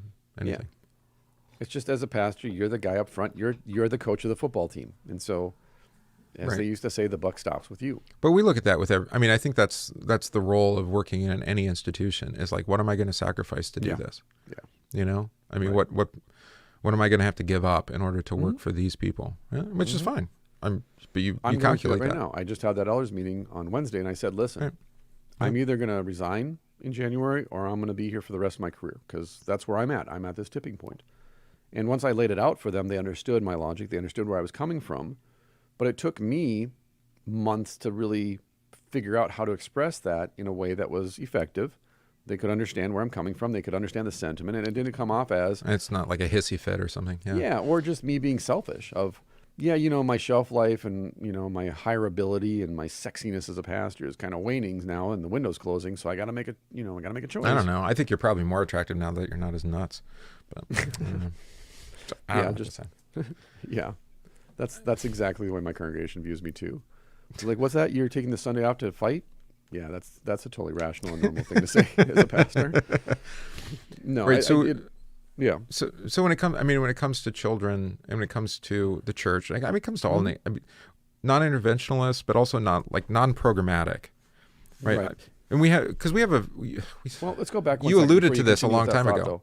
Before you continue with the thought, let's go back, because I think what I'm hearing too is people screaming at, well, yeah, so you don't discipline your kids. No, what we're saying is, we're not saying don't intervene at all. Again, I'm going to go back to the analogy of fighting. There's technique. You have to know how to throw a punch. You have to know how to. You have to understand footwork. You have to understand the basic fundamentals. Well, it's tactical. It's tactical. It's tactical. You do the same thing with your kids. There are certain fundamental things your kids have to do and follow through on and learn. Like protecting life, right? Yeah, would be one. Right. Like not throwing your sister through the window, or not, feeding your brother drain cleaner, or not playing with matches. These kinds of things. Right. Within those boundaries, though, there is the freedom to be the self. We've talked about this with the Benda family. When you establish the boundaries of your clan, within those boundaries, you are free. You're safe. We talked about this: fellowship, freedom, and personal integrity, or personal dignity, individual dignity. My kids each have individual dignity because we have instilled that in them. You are a child of God. Mm-hmm. This is your value as a person, is that God chose to make you and give you to us. He chose to put you in a Christian family and baptize you. He chose you to give you this great gift. Right. That's where your dignity comes from. But fearfully and wonderfully made. But fearfully and wonderfully. And the fearful part is where the parents come in. Mm-hmm. And the fourth commandment comes in of your freedom exists within these disciplinary boundaries. Yeah. Now, they can be negative or they can be positive. Was it this book that talked about the home as a garden? Or was that somewhere else that we were reading? That was a different book. Yeah. But I like that. Eugene Peterson talks about it. Okay. In regards to the congregation being a walled garden? Yes. But I always transferred that and said, no, as a parent, you're a caretaker. You don't own your kids. You're tending this garden that God has given you. Right, but the garden does have fences. It has boundaries. And it has weeds, and rodents get in, and all kinds of terrible things that you got to protect it against. Even inside the garden? You can't overwater your kids or give them too much sun. It's like we said, if you overfeed them, they'll have the strength to escape. So you got to keep them malnourished, living under the stairs. Slightly ill. So let's be weird. Page 139. In our classes at school, where we were different through our faith, but also through our clothes. Well, there you go. There's my daughter. Says Patrick Benda. We had more variety of our clothing because something came from our aunt or someone who gave us our clothing. We were not hurt by being different because we considered this exceptionality was a value and not something bad. Beautiful. I think this has changed to a certain extent, at least in my kids' peer groups, because my daughter loves going to thrift stores. My kids, when we go to like Cabela's, for example, which is huge here, they immediately go to the clearance section. Like, find the out of date, the old all the stuff. best stuff is there. Yeah. Right. And so if they find like a jacket, the partial, the mismatch, they're like, this is awesome. They see it as treasure hunting, to his point. Or they go to a garage sale and they find an old toy. Like, this is a great toy for the sandbox, or this is a great toy for the backyard. This is fantastic. For a while I was searching for the lawn, the jarts, Yeah. But unfortunately, I think most people figured out that, any kind of even resale of those is actually illegal too. It's like an old car seat. You can't sell this or you're going to get prosecuted. Yeah, that too. But it goes to the point too, though, because my daughter in particular, she has had friends in the past where everything had to be new. Everything had to be a brand name. It's so boring. And then her friend would tell her, this is this, or this is that, and this cost my mom this much money. And you're like, really? You're a parody of 90s teen comedies. But it happens. And my daughter would just come in and go, Dad, she's so weird. I go, why is she weird? Because everything has to be new, and she can't ever like wear things for more than like a semester. And she's always telling us what brand it is and what store she got it at. And I'm like, yeah, that is kind of weird when you think about it. Yeah, but we were thinking about ego. I was one of the part of the conversations we had earlier, the way that we're trying to always be present in the moment, but then sometimes what that means is we attach ourselves to things that are transitory, that are just fading, and that are like with Gwen Stefani, right? Rather than like fall into like an established form that has a long and kind of rich history to it. I mean, what was I looking at yesterday? Oh, it was a family, the Peterson family. You know them? They do like the bluegrass, folk singing. All right, there's like 4 kids plus some other regional? Kids. They might be. It was on YouTube. They were singing Advent Wisconsin? Hymns. Maybe. I don't know. We had a family from Wisconsin like 10 years ago come and sing. It's kind of funny because I was looking at the microphone, as I am, and the microphone is like this company that all they do is making these vintage style microphones, right? Just aesthetically. I mean, they sound better than the old ones, but they look like them. And it's the family, and they're standing around the one mic, and then if they have a solo, they get up close to it, Oh brother, where art thou, or wherever, think of cultural connection. It's like this old established form, but they're these young people, and they're making it their own. Right. And so it has a timelessness to it. It's like it's an art form that has a patina already on it. Sure. And it's not going to break because people. So you're saying Appalachia, we should hipsters? Not necessarily. Because there's some bad examples of that, Mumford and Sons or whatever. Try my IPA. Well, I like IPAs. I can't like them anymore, right? It's just right. Too much of a good thing. Tainted love. Yeah. But the point is, it's our faith, and then the fact that we're poor. But why are we poor? Well, because we've chosen to live in a way that's countercultural. We put it all in Bitcoin. That's why. And also, it's the Soviet regime, so it's not like there's a lot of great stuff floating around anyways. And we put it all in Bitcoin. Well, what would you have to sacrifice in order to have that great stuff? Everything. Right? You'd become part of the party. You'd have to, rat out your neighbors to get the reward, whatever it is. To get the reward. It's not enough to belong to the party. Do you want the benefits? Well, then, it's like Hilga, that woman I cared for a while. You talked about that 7 years ago, who was a member of the Hitler Youth. She joined the Hitler Youth because they gave you food vouchers. Right. And you got new clothes.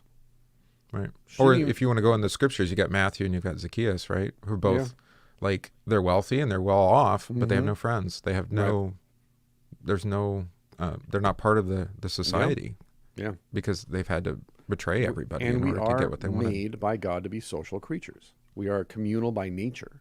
This is like the analogy of the green grocer in this book. It's not going to be the state or the police that come and smash his windows and shut him down and take his license away. That's too overt. That's going to create dissidence.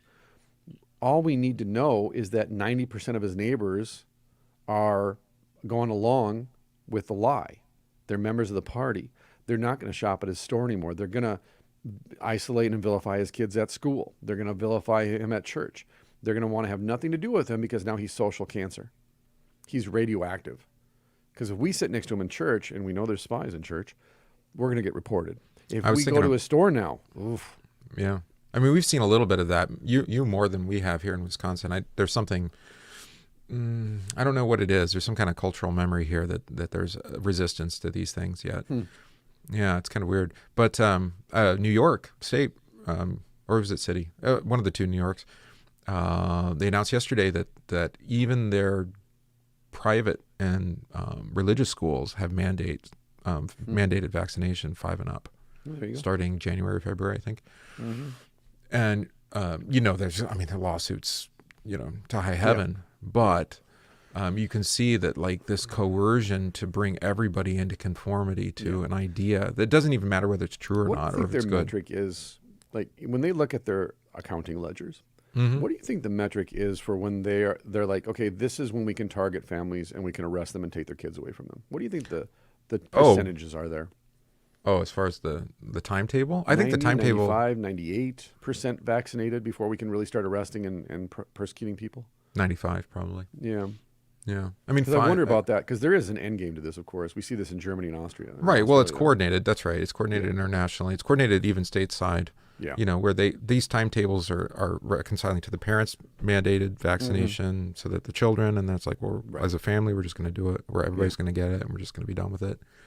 Kind of. Never done with it, of course. Yeah. I don't know. I think it's submission. That's even the most liberal commentators today are like, that's the end game is just ultimate submission to the state. That's what I was saying is that you're going to see happening then is when the 5% have been triangulated and isolated. If 5% is still a pretty significant force, I would say. It is, but in like my community, let's say that everyone in my community except for me and one other family are fully vaccinated, fully down with the cause. If that community doesn't determine, no, you're not going to persecute these people just because of this reason. It's their choice. Only the community is going to protect you. Yeah, you can't leave the borders then. Exactly. You have to accept that. And that's already happening. And it already has happened in other places too. So it's like I was talking with my elder's wife this morning. And she said, well, why don't they just leave? I'm like, they can't. They legally can't. They can't fly away because they're not allowed to fly. And they can't drive across the border because they're not allowed to drive across the border. They're isolated. They tried that out in Canada just to see how well it would go, and I think come here where they were stopping at the territorial checkpoints lines and stuff. Yeah. Yeah, But like they I said did to in New you, York. I think within the next 3 to 5 years, that's what you're going to see is in Democrat-run states, they're going to lock it down. And then in Republican-run states, depending on whether they're rhinos or not, they're going to lock it down. And then you end up with East and West Germany, and you got Yes. 50 or 70 years of it. 100%. And they're going to play that political theater where it's, well, we're the conservatives, we're the Republicans, we're against this, but we can't let these people from these blue states come into our states with this stuff. And so it's going to just pit us against each other further and divide us even further. And then it's going to, okay, well, I'm going to leave Minnesota. I'm going to move to South Dakota because they're Republican and they don't have these things. Right. Until the next governor. But, Or I mean, until I think things shift. we can look at the example of North Korea, East Germany, Yes. Maybe the cities in Chinese, communist China. Sure. Is that actually majority of people go along with it and actually Yes. don't believe that there's anything wrong with it. Right. And the 5% are exiled in every case. Well, because they get ratted out pretty quick. Yeah. Well, I mean, the quote-unquote upside is that artists and musicians in China used to just be exiled to Mongolia, which, I mean, all things considered, that's pretty nice that you get exiled with a whole bunch of other people that like the same things as you do. It's not necessarily a punishment. I mean, you can never go home. It's not the most pleasant place to live. The roads are But pretty it's also terrible. not, I'm going to be thrown into a prison camp or a rape camp. Where I'm going to be harvested, my organs and my hair. And I'm sorry, whatever. that's not. Yeah. That's all just speculation. I mean, you're just making stuff up. Just look at when it says. I mean, even though there's prima facie evidence to the contrary. Right. So yeah, if you go and get your hair extensions on the package, it says made in China, and you're like, wait a minute, how do you make hair extensions in China? Oh, okay, never mind. Here's an even more probing question. Ask if it's synthetic hair or not. That's my point. Yeah, it's not. I was just finishing for you because people are like, what do you mean? They can make synthetic hair. It's not synthetic hair. Mm-mm. And it wasn't donated for cancer. I've done that. There you go. 14 inches. So in this way, the Benda children say their parents vaccinated them against the disease of communist ideology, which was everywhere. We said last time, immunized. That's right. They brought them up to understand that they as Christians were not to go along to get along in their totalitarian society. You could just print this off and post it around the house, at work, at the gym, at church. It's personal integrity, right? Right. Be Well, honest it goes back to about who you individual are. dignity, too, of knowing your own worth as a child of God. Right. But because I wonder this again, going back to my question about thinking, what's it going to take before people acknowledge what totalitarianism is and how it's infiltrated our society? Because I spelled it out, and they don't believe it for a second. Nope. Because the book, right? The book, in the beginning of this book, go back and read what soft totalitarianism is. Right. We're experiencing that. Right, but I made this point to you yesterday. I picked this up from MTG, Who's MTG? like her hater, Taylor, or what's her name? Marjorie Taylor. Green? Green, yeah. Okay. She's like, no, we're already a socialist country. And she's right. I mean, at least since the 30s. You know, I mean, the first New Deal, I mean, you had this widespread, expansion of the federal state, providing all sorts of things. And of course, expansion of Medicare, Medicaid, welfare, just go down the list, food stamps. What am I forgetting? Well, now Obamacare, of course. Mm-hmm. And it's like, no, they've created a codependent society where, through taxation, you extract wealth to care for everyone equally. Right. All right. We'll see how well that goes. Page 30.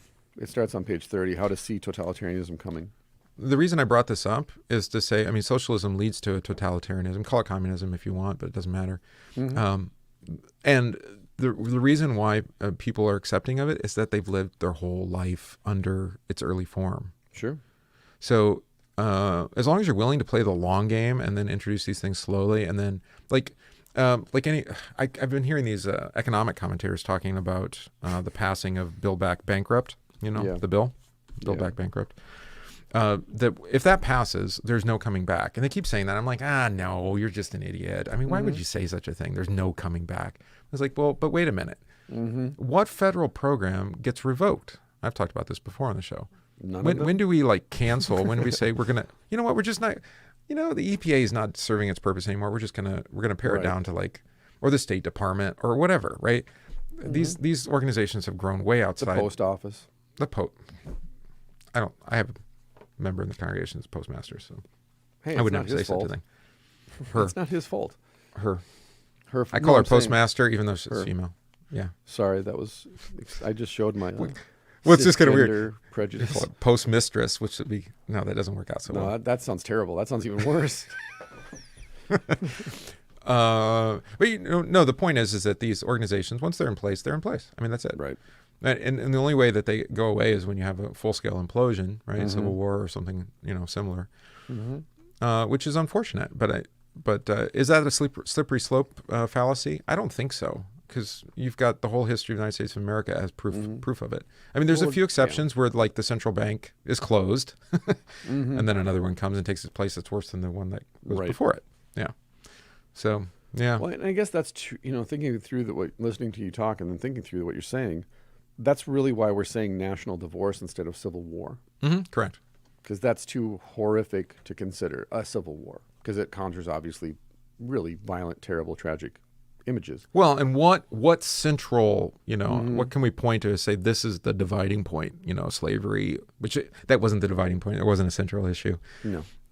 With the Civil War, it was an economic. After the fact, it did. It was economic more than it was Constructing slavery the itself. hagiography of the Civil War, yeah. Yeah, exactly. Well, we know what it is now. There was personal conflicts and other things too. Right. So it's never that dynamic. But I mean, I think it is. If you wanted to put a central point on it, it's like, nope, the autonomy of the family. Of the individual, and of course by extension then the family. Right. And there are those who think that the state has authority over the family. Right. And there are others who say no, they don't. They're there to benefit the family, right? And that's the ideological difference, and it affects everything. Then taxation would be a big part of that.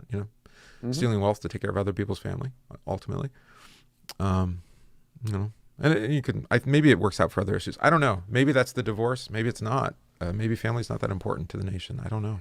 Seems to be. Well, I mean, but look, it's the mothers and fathers at the school boards. It's these maternal women who are taking over. It's the minority, though. It's the minority. Well, you're not seeing this writ large. Maybe we will. Maybe we will. Yeah, I think we will. But I'm just saying, more optimistic about it. You're still having parents getting arrested at school board meetings. Yeah, I know. To dissuade other parents from showing up at school board meetings. And as a friend of ours just texted me, he's like, out in California, every day is like a trial. Like just going around and interfacing with people in public is like being on trial. Why are you wearing a mask? Why are you? You're put under judgment. Yeah. Yeah, constantly. Everything is, hey, where's your papers? Are you kosher? What are you doing? Are you contagious? We don't know this. It's like I have a friend who got sick after Thanksgiving. He came down and ate Thanksgiving dinner with us and then got sick the next day and texted me the other day and said, hey, just so you know, the COVID test came back negative. I'm like, okay, and? Right. I don't care. That was family. That was family Thanksgiving. And Dad got his text and he's like, oh, my test came back negative. I'm like, we're already here. We don't really care. Here's how this works. If you're sick, stay home. If you're not, live your life. Well, even if you're sick, I'm still going to come over for Thanksgiving because you're my family. That too. How sick are you? Oh, you're not that sick. No, I'm not going to worry about it. Right. Exactly. All right. Weird how that works. Sometimes it was really hard, muses Patrick. We were poor. We felt the difference. It was totally impossible to buy anything fashionable or to take part in any fad that was popular. Collectible toys that every child had, we didn't. Sometimes it was hard, but it made us stronger. No, that was just because of the supply chain, though. Yeah, sure. Exactly. Yeah, it forces out of our control, man. I don't know what you know the thing, like with Cabbage Patch dolls and what were the Beanie Babies, right? Babies. They were hard to get. It wasn't supply chain. It was just they were just in high demand. Yeah. Okay. Sure. Sure. But it goes to the point too that you and I both know this, being poor ourselves, is you learn as a parent then through trial and error the philosophy of poverty, material poverty. And you learn how to teach your children the distinction between material poverty and what true wealth is. At least speaking for myself. My children actually understand the difference between wealth and material possessions. Right. Because we have a lot. I mean, we have a lot. But it's not material. And you actually have a lot of material, though, compared to generations previous. Oh, so I lived in third world countries. You understand. But I also made this comment to my wife last week when we were talking about it. We look at people in third and fourth world countries and say, "Oh, it's so sad that they have so little, and they're forced to, just basically work with what they've got." Right. I'm like, actually, I think people in this country are more impoverished than the people that live in these third world countries because of this. The people in those third world countries, they don't have anything. They might have a house or an apartment, and they have furniture and everything else like we do. They're just very limited in what they can buy and what they can't buy. They're very limited in their options for what they buy. And that means they're limited in the idols that they can manufacture. Sure. But if you, as a pastor, I get to go into people's houses and see how they live. And these people that I know in third world countries have great dignity, and they're very proud of keeping their house and keeping it clean and swept and keeping their furniture in good repair and so forth. People in this country, because of their wealth, they live like they're fifth world citizens.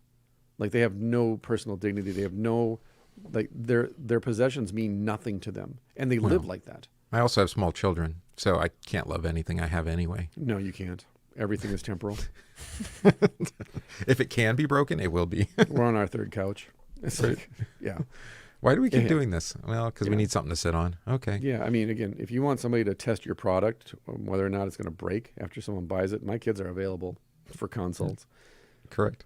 Yeah, so it's the perspective, it's the mindset, it's the attitude of you may have many material possessions. Like I have all these books in my office, and I've sold off 2/3 of my library at this point, and I've just kept what I think is necessary for me to give to my kids or to some person in the congregation who might want to become a pastor. I'm like, here, it's all yours. You can have it. I don't need it. Right. But if you took all my books away from me, at this point, I'm not attached to them at all.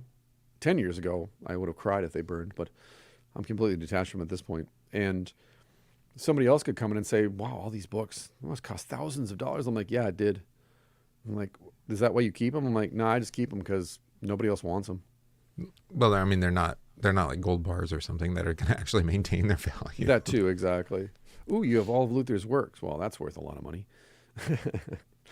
You have this out-of-print book that no one's seen in 50 years. That's worth a lot, right? No, because you're one of 22 other people that think that this is important and needs to be read. Right. It's a different perspective.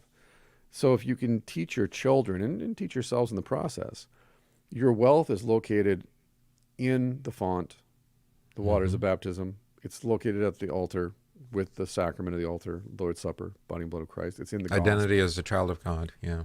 Your identity as a child of God. Then, what do you want? Right. What do you want? This is why I love the hymn. I want my children to love and respect me. Jesus, priceless treasure. Yeah. It has that kind of intense, dramatic kind of tune to it, but sure. But I mean, the sentiment is right. That. I mean, what else? What else do we need? What other wealth do we need to amass that's going to benefit us apart from the faith that's given to us? That gift. Just treasure it. No, absolutely. But you have to teach them that as soon as they're born. You have to start teaching that. It has to become innate at a certain point where they can look at the world. By praying, confessing, and singing, and doing the things. Like last week in confirmation, I showed the kids the family prayer in the LSB, the Lutheran Service Book. Yeah. And they all immediately turned around and started judging their parents for not knowing it was there. I said, why are you judging them? You didn't know it was there either. But then the parents opened and saw that, and they started reading through it because I prayed through it with them and showed them, hey, here's Luther's morning prayer, and this is kind of what we're talking about in relation to the second article of the Creed. And then they asked, well, when do you pray this? And I explained, this is when you pray it. And I explained to the parents, this is why we pray with our children at home. And I actually got positive feedback. I don't know if they'll follow through with it, but at the very least, they recognized, hey, this is not that long. It's rather simple to do this. It seems useful and beneficial. Obviously, it's not the only form. There's other forms. Yeah. But it's a good one. Yeah, exactly. At the very least, to say to Christians, hey, Christians, you can pray outside of Sunday mornings. Right. And it doesn't have to be, oh, God, I just ... It can be ordered. It can be liturgical even. It can be biblical. It can be all kinds of things that connect you to something bigger than yourself. The communion of saints, the great cloud of witnesses in every generation. Well, and you and I have had this with people at end of life. I mean, some of the things they treasure most is like a hymn, a favorite hymn. Oh, absolutely. Oh, and I was gonna make a comment here about the reception of the sacrament, because we had a little kerfuffle ongoing with reception of body and blood, before confirmation, earlier, with younger children.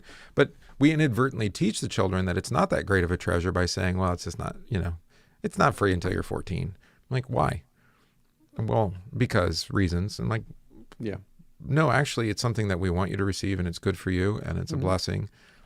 It's really, that priceless treasure. Age is arbitrary and capricious at this point, but okay. Yeah, age is arbitrary and capricious. So let's get you to the altar. If you want to be traditional, it's 8 years old. Maybe. That's actually not even that true. I looked in the book. It's traditional. It's inconsistent all over the place. It's 8. I follow the Roman Catholics on this one, I think. Well, and Luther too, even an 8-year-old, small cult, right? 7, but yes. Did he? No, he said 8, he I said think. 7, I thought. Oh, okay. 7 in the small cult articles. Well, it doesn't even matter. The recognizes point the is, shepherd's we don't voice. want to inadvertently teach that the sacrament isn't that valuable by not offering it weekly, by not offering it, preparing children to receive it, when it's appropriate, but instead waiting arbitrary, treating it just like as a functional thing. As long as you're, check your ego, acknowledge it's arbitrary, and then come up with a reason why we make them wait. Or don't. I'm waiting. Yes. Oh, nobody's saying anything in the chat. Okay, then. Moving along. There we go. So, continuing then to prepare to make great sacrifices for the greater good. The next section. A little bit longer than that little get weird. Mm-hmm. Camilla once received a letter from her husband in prison in which he said that the government was talking about the possibility of setting him free early if he agreed to emigrate with his family to the West. I wrote back to tell him no. He would be better off staying in prison to fight for what we believe is true, she tells me. Think of it. This woman was raising 6 children alone in a communist totalitarian state, but she affirmed by her own willingness to sacrifice, and to sacrifice a materially more comfortable and politically free life for her children for the greater good. If you fail to do this, thinking that you are making things easier for your kids, it might backfire in a big way. We knew people who gave in for the sake of their children, says Patrick. They wanted their children to have a better education, so they compromised their values and entered the Communist Party. But in the end, they alienated themselves from their own children. I saw this when I was in college in 1989, during the Velvet Revolution. It's Czechoslovakia. Some students positively hated their parents who made those compromises, quote unquote, for them. Yeah, they resented their parents for their lack of integrity. It's for your own good. I think there's a parallel in the history of the church, another parallel, which would have been with the Donatist controversy, right? Was it Donatists? That's right, where they renounced the faith in order to avoid being killed by the Caesar, by the emperor. Yeah. And then after the Caesar died and everything kind of went back to normal, it's like, oh no, we were just kidding. Like, can we actually listen to you anymore? I mean, right. And it was worse than that. They obviously couldn't be restored as pastors again because they had forsaken the faith, right? And that trust was broken with the church. But then there was even question like, well, are there rites and rituals where they, was the baptism still effective that they did? And of course it was. Marriages, it's not everything. Yeah, it's not bound to the men, but on the same token, we can't have these men as our pastors anymore. Right. No, they can't come back because they've broken that. And you can see how that breaks it's really like a familial bond, between pastor and congregation. Well, it broke North African society, actually, because the Donatist church was the native African church. Yeah, tore it apart. Augustine, they were the expatriated Roman church. And historically, the breaking of the Donatists actually allowed Islam to spread across North Africa and then into Europe. Yeah. Because they didn't have that identity as African Christians after that. They broke that. It's a whole different and then the Muslims swept in. That's right. Yeah. Consequences. So, real consequences. But that's that thing of, I'm doing this for you kids. Are you? It's like going back to what we were talking about earlier about addiction, is you have to get sober for yourself. Otherwise, you end up using other people in this kind of codependent crutch to like, oh, I got to get sober for my kids. No, you don't. Because what happens when your kids are gone or they're not around? They're on a school trip. You're going to drink when they're not around then because you're only doing this for your kids? Well, I got to do this for my wife. Well, what happens if you get divorced? What if you get sober and your wife doesn't like the person you are, so she leaves? You going to go back to drinking again? What if? You have to get sober for you so that no matter what happens, this is a mighty fortress is our God. Doesn't matter what they take from me. Jesus holds the field victorious. Right. My wife and children, my house, my home, my goods, either it's right or it's not, right? Exactly. I mean, either it's the good, right, and true thing to be and to do is to be sober, not just in your mind, but in your body, or it's not. Right. And it's like dieting, exercise. You can't do it for others. You have to do it for yourself because you recognize, like you said, this is the good thing to do. This is the right thing to do. And others will benefit from it as a consequence, but it can't be the motivation for doing it in the first place. Mm-hmm. It's like, more close to home. If you force someone to come to church with you, let's say your kids, they're going to hate church in the end because you never sat down and just worked it out with them. This is why we go to church. And if you don't understand, go talk to your pastor. Well, and I think they pick up on it. Like if you treat congregational life as kind of with an indifference, they pick up on that very 100%. readily, right? Right. If you're not disciplined in that, and then by extension, you don't see that what you receive there benefits you daily, right? With daily prayer, we talked about that. I think the kids pick up on that. And they say, it's really not that important, right? Or like parents who can't reconcile their faith, right? Yeah. So you have two parents that have different faith, and the kids look at that and like, oh, well, I can believe whatever I want to believe. Exactly. Because my parents don't agree. And something I've been bringing up lately that I didn't think was provocative, but apparently it is that I noted in Bible study, and then it came up in subsequent conversations, the number one threat to a child's faith is the parent. Always. And they were shocked by that. And I said, well, but who else is there that's with the child 24/7? Yeah. You are.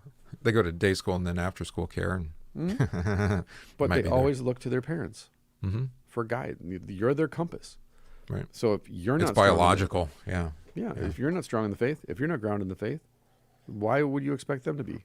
If you were forced to go to church as a kid and you were never told why, other than this is what we do when we're Christians, this is what Christians do, and then you say the same thing to your kids, why would you be surprised if they grow up to have the same attitude towards church that you do? Mm-hmm. You're also, by the way, the greatest benefit to your children's faith as a parent. It goes both ways. But you have to be mindful of that fact. Your children look to you as an example. You're not benign. They're children, like you noted earlier. Yeah, and when I think faith, you might even say it's contagious that way, or infectious that way. You see the faith of others and it encourages yours, right? Yeah. It fills you up with courage to be faithful. Well, it's like I said about my daughter. She sees the sacrifices I make for her and her siblings. And they talk about it when I'm not around, apparently, to encourage and motivate each other. Like, hey, remember what Dad gave up so that we could have this. So don't do that. Right. So the children are even raising the children within that discipline then too of saying, listen. And this is really what Patrick Benda is talking about. Like we watched our parents go through this, but we went through that with them. They never tried to exclude us from this. Right. So today then, go ahead. This is Paul to the church in Philippi. If you need a scripture for this, maybe some people want some scripture. Maybe right. something like that. But I want you to know, brethren, that the things which happened to me have actually turned out for the furtherance of the gospel, so that it has become evident to the whole palace guard and to all the rest that my chains are in Christ, and most of the brethren in the Lord, having become confident by my chains, are much more bold to speak the word without fear. There we go. All right, and this is the Bendas. This is what they're doing, right? It's better for you to bear witness, and it actually encourages our family and to have that same kind of boldness and confidence in the face of tyranny and of error. There's a reason the Soviets finally just forced Solzhenitsyn to get out. It's just like you're creating too many other Solzhenitsyns. This isn't working. And the same thing with the Bendas and the Václav Havels of the world. You're making more of you. So leave. Well, and I talked about this. What did I say to you in chat? Oh, yeah, that you shine a light on on darkness, it scatters. It can't help but scatter. Right? It the has thing, no too. confidence. Since we're talking about this again, so many new thoughts today. What'll be different? Well, we didn't the talk reason they for didn't, a week. what they realized is that Solzhenitsyn, for example, or Václav Havel or Benda, they could be a martyr, and they don't want martyrs because martyrs live forever. Mm-hmm. If we That put is this guy in- contagious. Yes. That's very contagious because then you become a religious icon. Mm-hmm. But I wonder in today's America, well, actually, George Floyd's a good example. Is an inverted example. And Rittenhouse on the opposite side. Maybe. I don't know yet, though, with that, because I'm thinking specifically of at what point does the state murder dissidents? And in America, because we're so... It's such a strange thing, because in the Soviet regime, you're like, there is no God. It's an atheistic regime, period. Right? The state is your religion. Yeah. But they're still afraid of martyring people like Solzhenitsyn. So they recognize the religious character of executing someone under state sanction. Well, I think that's the maniacal devotion to abortion. And we're seeing that, play out in the court right now. That, you and I are, we're kind of pragmatic about it as far as the law goes. Obviously we're dogmatic about it in reality. But pragmatic, recognize that we can't, you can't have all or nothing when it comes to the law. It's, you have to live with other people. No. So that's the point. We want the feds to get out of it, just revoke the law and let the states decide. And we know that's going to still have consequences. It's not going to be perfect. But they would be better in a lot of regards. And we don't need the state legislating this, right, at all, ultimately. Why did I bring this up? Martyrdom. Martyrdom, the religious right. But there's this that surrounds it. No, but I think what's really behind it is that the state, I'm talking about the federal state, has to have control over life and death. Correct. And all those who are ideologically committed to the state being their religion, they have to have control because it has to be God, right? Who gives life and takes away life. So they're trying to control fertility, which I joked on Facebook, that it's that's one of the oldest religions in the book is a fertility cult. Yeah. But they want the state to be the fertility cult, the one who decides when and where life comes and when it can be taken. And wow, talk about being subject to really demonic power. Exactly. Wow. That's exactly what it is. So today the children and the grandchildren of Dr. Benda have the letters that he sent to their mother and grandmother, respectively, from prison. They are a written testimony of how the political prisoner's rock-solid faith helped him endure captivity. These letters are a catechism for his descendants, made vivid because they came from the pen, not of a plaster saint, but a flesh and blood hero. For now, anyway. Luther uses that exact same term. Plaster saint. Yeah, painted Yeah, saint. well, but how many generations until he turns into a plaster one? Well, he's forgotten now. Yeah, exactly. Well, that's probably better. That's why we have, thankfully, the internet and podcasts, so we can live forever. And not be turned into painted saints because, well... Please have mercy on whoever listens to this in 100 years. Yeah, right? Our animal-human hybrids. Plus, this is in English, and they'll all be speaking Manchurian or Cantonese anyway, so... some hybrid of English and Manchurian or Cantonese. In one of his letters, it'll be Firefly. Yeah, right. In one of his letters, he tells us about being in prison, how being in prison gave him new insights into the Gospels, says Patrick.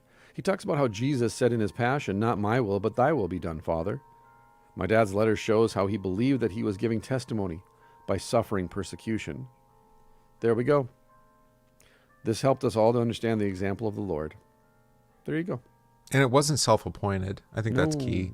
It was not. Sometimes people pick ways of suffering for the sake of Christ, like throw themselves into disaster. No, he was trying to be Father. He didn't want to be torn from that. Well, he wrote the letter. Do you want me to sign the paper so we can get out of here? He wasn't strong, quote unquote strong. He wasn't, Braveheart screaming freedom as he's being disemboweled. He's like, hey, I got a chance to get out of here tomorrow and we can leave. Yeah. For a better life, by the way. And she's like, nah, we're not doing that. So in this sense, it's the woman you gave me. She prevented us from leaving. Paul says in the chat, similar to the way holiness is contagious in the temple setting. Yeah, I think of it in terms of light. That's why I mentioned the light thing. Sure. Is that when you have a light and then light breeds to more light, it exposes the corners. Mm-hmm. You add light to light. This is what a congregation is. I mean, it's what the Scripture talks about this. Let your light shine in the world. You know. Well, to that point, actually, I can bring this up. We have to stop serving people for food distribution. We have too many families. We've actually grown so large since February that we now serve as many families as the actual food distribution center itself has food. So they'd actually just open a warehouse out of our church at this point because we serve so many families. And then it kind of changes its whole purpose at that point. It does, and it makes it, for us, this little congregation that we have, it's growing out of our control because there's such a need. Well, you have people driving in from all over then. All over the place because word has spread. And word has spread in particular that we don't require people to be vaccinated to pick up food or wear masks to come in the building or any of these things. Or prove their need or prove their need, exactly. If you have a need, here it is. And so we've hit our maximum. And it's not our choice. It was said to us, but I also told Annie, my wife, who runs the whole thing, when she said, hey, with the people that we work with to set up getting the food here, this is as many people as we can, as many families, 100 families, by the way. So we're serving around 400 or 500 people altogether. And we were told, they can't, supply us with more food. And I said, yeah, I've been thinking about this for the past week or so, that we kind of have to draw the line and say, until people drop out, we can't serve any more people because we're limited by number of volunteers, time, all these things. And so as much as we want to see this grow out of our control, because obviously God has blessed us with this ministry, right?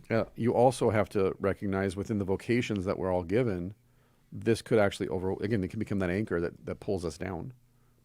Right. Well, what you would arguably should do is talk to, if you had such a thing, another brother pastor, another congregation nearby. We're working with a Roman Catholic church because. Okay, fine, yeah, and say, can you take on some of this responsibility? That's what we've done actually. This week we actually took a person from another church and trained them in.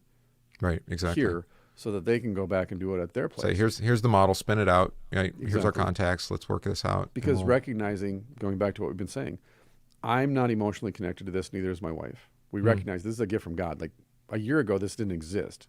And then it just happened. And I said to the congregation, in the next 5 months, we're going to get 100 families. And they're like, that's impossible. Right. And then by July, we're like, chink. Right. But this is the model, like with any kind of institutional life. I mean, church is the same way. Right. But I think even like a family business, I mean, when it ends up being a franchise, then you're like, well, it's no longer what it was. Right. It's fundamentally changed its identity at that point. Right. And you either try and maintain control over that because, again, you've attached your identity and the meaning of your life to that. Right. Or you recognize the best way for us to serve our community is to make other places where other people can go. And then it'll spread from there. And all of a sudden we'll create this network that covers hundreds of miles. And now all of a sudden we don't need welfare. We don't need food stamps. We don't need the state coming in and helping us. We're made our own community. And then these people come and they're like, how did you do this? And then you teach them. And then they do it over there. And all of a sudden they create a new community. And it spreads that way. And I think this is what's been lost in communities is like, we're going to work together to do this. And we're not going to ask other people to come in and do this for us. And then you see this in the church too by and large, not obviously everywhere, but by and large, we've grown so comfortable in the church because we've enjoyed the privilege of not being persecuted in this country, not overtly. It's all been subliminal and subversive how we've been persecuted as a church because we've been manipulated. Right. Theologically even, right? Yeah, 100%. And I think that's then what's kind of lulled us into this kind of sleepy, lethargic attitude of the congregation of the saints ultimately are your brothers and sisters in Christ. They're the only people that you can ultimately depend on to show up for you. Right. Because in persecution, brother and sister Christians will join you in bearing those crosses. They'll carry you if necessary. But I think it's more insidious than that, in that because things have been comfortable, quote unquote, we've actually turned against each other. Right. And so the consequence is, like we've talked about, I mean, and I had this conversation, somebody was watching here and even in the chat last weekend, that there's not that many other brothers, fellow pastors, other congregations where we're like-minded, where we can actually support each other, because we've spent decades maybe more. You know, we even have terms of art for these, like sheep stealing, right? Yeah. You're like, I mean, is there any? No, there's no such thing. It's either we're one body in Christ, or we actually are competing against each other. Yeah, but also recognize this isn't about us. It's about serving the greater good. So get over yourself. That's what I'm saying. It's like, look, if that person or that family is a better fit under you, I mean, given that you're faithful, I'm assuming that. You can't always assume that, but let's just assume that. Yeah, they're better off on your plate. Fine, right? They're being served. Like I tell people, I loathe the sacrifice of the Mass. I loathe it. I consider it to be satanic. But I love my neighbors, and I want them to live and hear the gospel. Yeah. So they need to eat. So I'm willing to work with Roman Catholics in my community to build a stronger and better community, and say, you know what, we're not going to church together. That's it. That's a given. However, of course, there's Roman Catholics who loathe the Mass too, which is kind of. I'm just saying. I'm just being blunt. Again, this is just me as an individual person, and I'm not speaking for anybody else. So don't get. I'm just putting it out there. I loathe the sacrifice of the Mass, and I have lots of good reasons theologically for it. But that's not the purpose of food distribution. Your attendance at my altar does not change the fact that you need food. That's a first article gift, not a second or third article gift. Yes, we need to make that distinction too. So I can work with people that I fundamentally disagree with theologically or ideologically in order to make sure that my community is served. I mean, it could be an imam even, or a rabbi. Absolutely. Yeah. I don't care. People are hungry. They need food. Period. On that. I was talking about, but this idea that churches that share the same confession and that preach the same gospel. That's what I'm saying, though, to your point. If you quote unquote share the same confession, you're in the same church body, and you can't get over your own egos long enough to recognize it doesn't matter if we practice the sacrament the same way on Sunday. It doesn't matter if you have praise and thanks worship and we have organ and historic liturgy worship. This is not about that. This is about, again, first article stuff. Meaning creation, meaning take care of your neighbors, be good stewards. Right. Well, everything has become this dogmatic division. Yes. Right, where we have to divide and conquer. Well, just like everything's become political. Right. By design. Politics ruins everything. Exactly. Well, so does religion. Well, I mean, what's the difference? Nowadays, there isn't one. No. That's, again, fundamentally the problem. If I say one thing in church, my congregation's like, oh, he voted Republican. He voted Democrat. Be a team player. Yeah. Like, I can't take a stand against murder. Well, they've made it a party position. Exactly. So what? They're free to do that. Right. It's kind of gross, but whatever. Right. Exactly. Yeah. Dad believed that even though things were bad and he was suffering and that he didn't see positive consequences from his actions, that there is a good God who will eventually win the battle, adds Marquetta, one of the Benda daughters. God will eventually win, even though I may not see it in my life. So my suffering is not meaningless because I am part of a greater battle that will be victorious in the end. That is what our Father showed us by his life. This goes back to one of my favorite quotes from Nietzsche about planting trees.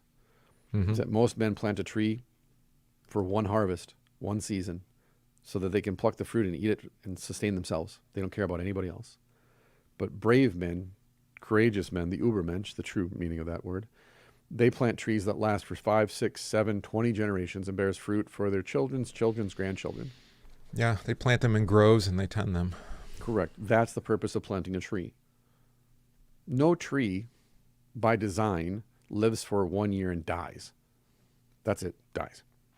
No. Right. Every year they blossom, they bear more fruit, they die in the winter, over and over and over. Oh. So this thought, like we actually just did this. We planted a sugar maple in my backyard. And whether we ever get to enjoy the syrup from that, I don't care. It's not for me. It's not even for my kids. It's just for whoever comes. Right. And the elderberry trees that we planted and everything is the apple tree, is to say, yeah, my kids may enjoy this, but I want this for just more than my kids. I'll bring apples to church. I'll bring elderberries to church. I can bring the syrup to church. I can give it out to my neighbors. That's the point. Yeah, but that's the term is generational wealth. right? Yeah, But there we true go. wealth, inheritance. Mm-hmm. And it's interesting, the Old Testament in particular. I mean, think of the story with Ahab and Jezebel, and then who was the vineyard owner? Naboth, right? And why was that so offensive that Ahab wanted that vineyard for a vegetable garden? Right. Is because that vineyard had been given to Naboth's family from when they first came into Canaan. There you go. And it was a generational inheritance that God had given them. And that's how Naboth understood it. And that's why it was so offensive. I don't care if you want it and you're the king. It doesn't matter. Of course, they killed him for it. Right. But we've kind of lost this. And I think this is why I'm offended by some of the political decisions that are being made, is because they're actually attacking heritage. They're attacking generational wealth. On purpose. Right. Well, they're going to tax it to the point where you can't transfer it to your children. So you might as well just spend it. Which I mean, that's actually attacking the heritage of our country. This is part of what was instituted, right? Life, liberty, pursuit of happiness, pursuit of wealth is really what it was originally, right? I mean, this is how we were founded, actually, to be people to go west, build a homestead, have generational wealth, families, society, build little towns. I mean, call it Jonestown or whatever. No, that's not a good one. Let's pick a different one. Somebody else's name. No, Jamestown. Okay, fine. Jonestown's that's not a pleasant memory. Because there's no generational wealth there. No, that generation died. Waco. Let's not go there. You understand the idea. And so the attack on this is like... Speaking of public martyrs, there you go. And MK Ultra. Let's not allow for like my family to pass forward what I've inherited from those who came before me. Right. And there's times where you have bankruptcy and other things that break these things, the cycle. But generally, I mean, that's a noble pursuit, because these are gifts from God. And they're not to be preserved just for the sake of preserving them with the barns, but they are. There's this strong theology of inheritance as being a gift from God that you. And if you forsake your inheritance, think of like the son, right? Divide the inheritance between us, and then he goes off and squanders it. I mean, there you go. It's not really. He is forgiven, but it's still not a good thing. Well, it's almost an inversion of the prodigal story, where this government comes to us and goes, "Hey, we're going to pretend you're dead, so that we can take your inheritance." Well, effectively, you are to us. You're just an animal. Exactly. You're just a piece of property that we're just going to skip the whole middleman, and we're going to take your taxes, and we're going to take your inheritance. As in the process, we'll tax. Oh, what did they call that? Unrealized capital gains. There we go. The fancy term of taxing you on stuff you have. Right. That's not taxable. Okay. Eventually, they're just going to tax us on stuff that they believe we'll eventually have. Taxation on future revenue. It'll be like Minority Report, but future revenue instead. That's dystopian if there ever is one. But Father believed that the communists would fall, and that he would live to see it happen, says Patrick. That's true, says Camilla. But he also had the conviction that to destroy the communist regime was his mission in life. Yes. He was always talking about God, or with God. He's not thinking small on that, is he? No. He was always talking with God and asking what is the right way. He always struggled to see the right values and to live up to them. Yes, 100%. Daily struggle. This is something very important about my father, says Marquetta. He believed that he was accountable before God, not before people.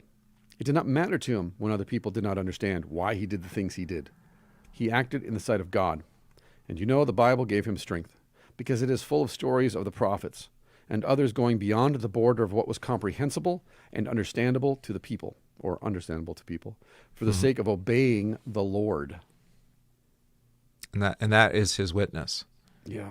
He's being countercultural in a way, right? It is, because even the church rejects that. Go along to get along. Wasn't that? Where was that? Yes, go along to get along. It was in the previous page. Oh, yeah. Go along to get along. I mean, that statement is so repulsive to me. I don't know. It must have been indoctrinated in me that that to sacrifice who you are, your personal integrity, in order to just get a leg up. Yes. Is it's offensive. It's you first have to know who you are. To not compromise. And as we've talked about, most people don't even know who they are anymore. They're whoever the Black Mirror tells them they are. Matthew says here in the chat, when the government officials violate the law, it's our duty to call it out and resist as Naboth did. And we're still talking about Naboth. I mean, that's the and he's still serving as an example to us. Yeah. It's like that was the right. I mean, he lost his life over it. Tyrants is obedience to God. And God won. I mean, and Ahab and Jezebel. Jezebel was eaten by the dogs, so it didn't go so well. No, didn't. Outside Jezreel, But it took a minute, and this goes back to my point about Malachi showing up. Yeah. Is the people growing indifferent because it's been 2,000 years, man. When's Jesus coming back? It's been 2,000 years. Yeah. Or like 70 years in Soviet Russia, right? Yeah. Which is like 2,000 years in Soviet years. When you're under a totalitarian oppression. And that's the point. But they were 400 years in Egypt, right? I mean, maybe only, I don't know, it doesn't say how many of them were bad. Yeah. It didn't start out that way. Right. But it ended up that way. Well, you grow accustomed to your slavery. Well, and you think pharaohs played the long game? Yeah. Yeah. Of course they did. Yeah. They're deities. Right. A little bit. They're always thinking about the long game. Nibble, nibble, nibble, nibble. Exactly. Nibble. Little at a time. One liberty at a time. Well, and when Joseph and his family lived in Egypt, the pharaohs were sympathetic to them. Oh, well, Joseph was the wealthiest guy there. Exactly. And then, as we hear, the next pharaoh, who didn't know Joseph and his family. Oh, that's right, yeah. Didn't really care about him all that much. And he's like, hey, man, there's all this unrealized revenue just floating around. Start chipping away at that, yeah. You know what we could do is just throw human suffering and death at the problem, and that'll build some pyramids. Right. Let's do that instead. But I'm sure it was, hey, these people are awesome, to, hey, we should pay them, to, hey, how come we're paying them as much as we pay Egyptians, to, why aren't we paying them at all? Did you just say the Hebrews built the pyramids? Did I say that? Oh. Sorry. Sorry, all of our ancient aliens friends are now in revolt. Smashing their Wow, how they do it. We don't know how they built them. Okay, fair enough. I know how. Same way that the Chinese and the Irish built the railroads. We or the Great Wall. Suffering and death at the problem until it was fixed. Why didn't they finish the Great Wall, by the way? I don't know. Maybe they just ran out of people. Well, we could ask our border wall to the south, right? There we go, yeah. Why didn't they finish that wall? Okay. Somebody new came along and said, we need an opening. Yeah. Right, exactly. Who knows? But in the end, this is our faith. It's tied to our faith. Our faith is this. No tyrannical anti-Christ regime can stand. Whether you look at, Naboth, whether you look at Soviet Russia, whether you look at what's happening now. The difference being, of course, is that this is a worldwide phenomenon right now. So it may seem more than a little overwhelming to us. Oh, we've never seen anything like it. Right. Maybe, well, maybe the Tower of Babel, I guess, but on a much smaller scale. Still is totalitarian, but yeah. I would actually argue maybe Genghis Khan and the Mongols. Yeah, but how far west did he get? Pretty far. Yeah. Attila the Hun, I'm thinking, not Genghis. Well, Genghis, but also Attila, because Attila came all the way into Europe. But that's their world at the time. But none of them were sustained. I mean, that's the point, right? Yeah. Well, and the Holy Roman Empire wasn't sustainable. Right. How do you sustain medical tyranny? That's the difference, is that this is kind of it's a less aggressive, destructive tyranny right now. Right. It's just codependence. Right. That's what I'm saying, though, is that except for in places like, Germany and Austria and Australia, and parts of Canada, it still has yet to have a real bite to it here. Again, it's a lot of social pressure, right. A lot of talking heads pressuring us into doing blowhards. Yeah. A lot of busybodies and blowhards, a lot of celebrity and cultural influence, but it's not like in Australia where they're coming into your home. Yeah, it's not in Germany where you're having to stand on the other side. Every business you walk into, and every time you try to go onto the go onto the transit or whatever. And I don't believe the meme that it's because we have more guns, that we have all these guns that we're standing against it.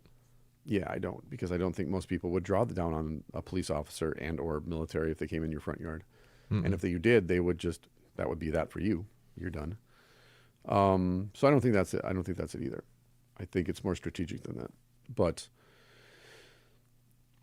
yeah, you're right. It's never happened on this scale before, and it's never been done in this way before. because the means haven't been there before.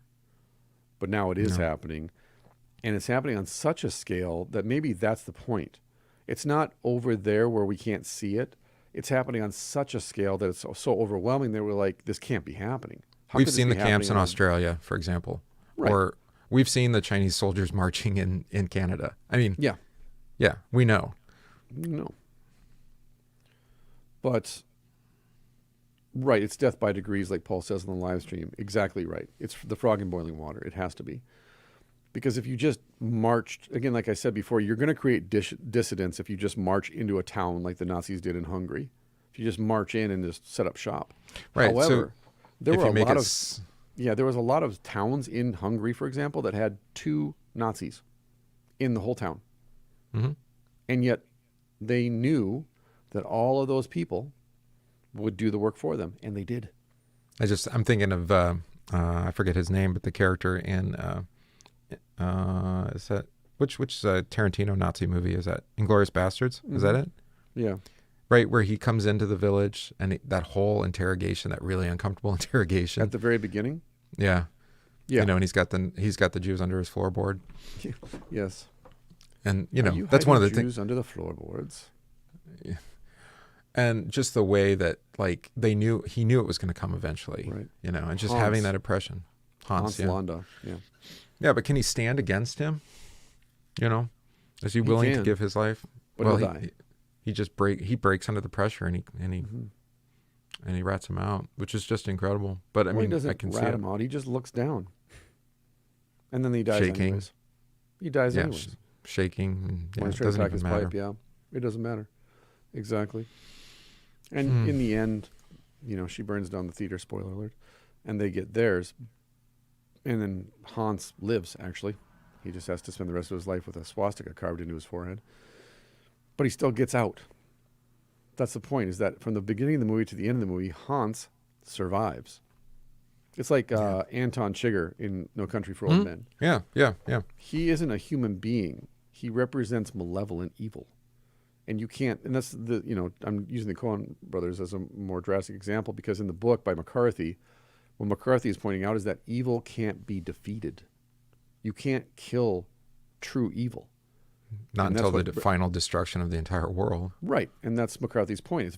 Chigurh is apocalyptic by design. Everywhere he goes, there's death, and he will never be touched by it because he is death. So at the end of the book and the movie, then, when the cop is sitting in that hotel room, Right. approaching the door, Chigurh's in the hotel room, and he approaches the door, and then he just walks away from the door. He realizes, because he's the only guy with the wisdom, because he's seen real evil. He talks about it. He realizes, if I go through this door, I'm going to die. Because what's on the other side of this door is not human. Yeah, and the controversial vision of the horse, right? Yes, the horses. exactly. Right. But I mean, you have to live. I mean, we have to live with that hope that eventually the horses will be free and be able to, But be able you to live live in without hope. that fear. Yeah. And the only way to live in hope is that you have faith. Faith produces hope. It produces charity. All of this is wrapped up in the cultural memory Right. of what God does for his people. In the Actual past- historic memory, right? Yes. Yeah. So that in the present tense, when I stand at the altar and I look at my people and I realize a majority of you are going to die of a blood-related illness in the next 5 years. Or just an infectious disease that you're now Or an infectious susceptible to. disease. Smallpox. There's nothing. TB. especially- By the way, well, TB. Watch for TB next year. Next year. This winter, probably February, will be smallpox, I think. I think you're right on that. Next year, I think, will be TB for sure. It has to keep ramping up because, again, we got to get the people in the boat. It could just be Point- HIV, though. I mean, It doesn't. Yes. At that point. Right. And it just keeps moving and it keeps moving and it keeps moving. And so if you have no hope and you have no faith and you have no memory of what God has done for his people, then as I stand at the altar and I look at my people, I have no hope. Right. And it will affect the way I preach and how I preside Right. and how I teach. Yeah, you sound fatalistic. Yes. Which again is that anchor. You can attach yourself emotionally to that. Well, but Because God has foretold this destruction of the world. That and- doesn't matter to me. No, but Because it does. It's happening to me. You know what Well, I'm saying? it does. When it's abstracted, when it's happening to Malachi, for example, oh man, that's bad. It happened to Malachi. Yeah. When it happens to the Benda family, like, oh, that's rough. But when it's happening to your child, when your children are under, like, hey, we're going to take your kids away from I'm you. not saying that you can't pray for things to be restored, you know, to, and that freedom be given again. And I'm not disagreeing with you. I'm just pointing out, when it's abstracted, it's easy to say, I'd fight the good fight. But your earlier point, Benda didn't volunteer to go to jail. He was thrown in jail because he was helping his community and he was remaining faithful. Right. Because I'm sure if you asked him, you know, hey, Václav, would you like to spend time in jail and be tortured and oppressed and have your, you know, children possibly taken away from you and re-educated, or leave the country? Václav would be like, I'd probably leave the country. That's terrible. But then when it's actually happening, it's like, no, we can't. No, because he recognized what would he be leaving for his children then? And no matter what happens, I will be reunited with my family in the resurrection. Right. And so what confession of faith do I give them now? Exactly. Yeah. Do I believe in the resurrection and life everlasting, or do I only believe in what's happening right now? And I this is the only thing about consequence. I think the deceit is that when you're faced with a totalitarian, you know, I don't even you want to call it conspiracy, I guess? I don't know. They're few in number, but they have quite a bit of influence and power, right? They've amassed over decades and centuries in some cases. You know, family wealth, speaking of. We think that we're powerless against that, but I think one of the things we see from Benda here is that, I know, each does their own part and cares for their own family, and there is strength in that.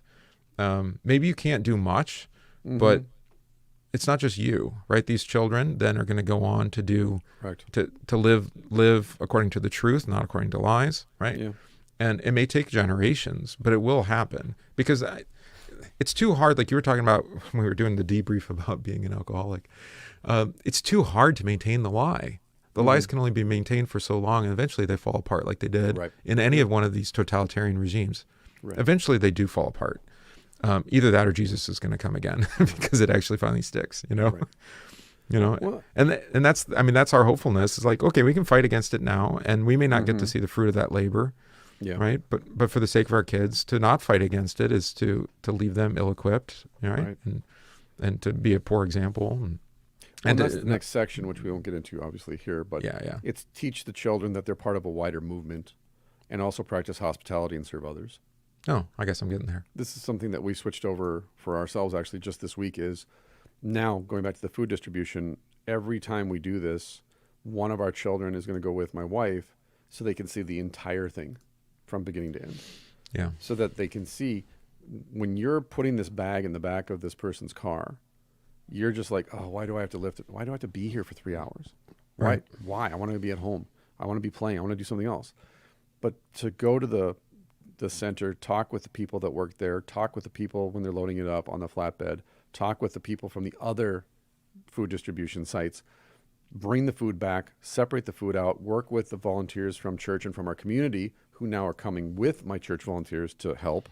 And then you're doing that. Now all of a sudden you understand why we're doing it, because you're hearing all these other adults talking. Right. And you're a part of this now. This is what you do. And you're 9. And so you can tell your other 9-year-old friends, this is what I do.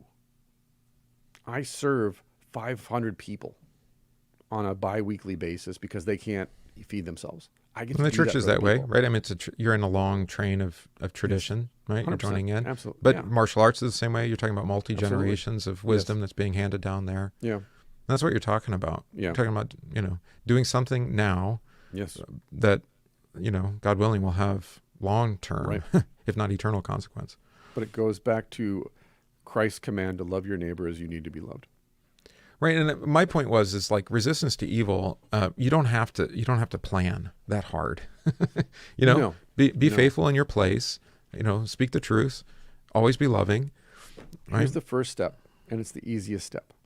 This is how you resist evil. You say no. Right. Here in this place now. Right. You say no. Put on your mask. No. You can't get on the plane then. Okay. Well, but it might not work, or it might get worse. Okay. So what? Exactly. Is it right? Is it good? Is it true? Yes. Exactly. Okay. That's all that matters. Yeah. So maybe you have to drive instead of fly. So maybe it takes you a little bit more time. Maybe it costs you a little bit more gas. Maybe you can't go at all. Is it good? Is it right? Is it true? Is it love? Yeah. But of course, Benda would suggest, hey, you know what? Find other like-minded people and maybe, strengthen each other too. Absolutely. Encourage each other. It has to be that way. Yeah. So there's that too. It's why not all, you're not on your own. Well, I don't think you can't, because it's exhausting and it's easy to become defeated. And like I said, it can become an anchor if you're not careful. You need people around you to check you. And also just, they're that mirror of the law that shows you, hey man, this is great. We're so glad that this is here. Not you, this.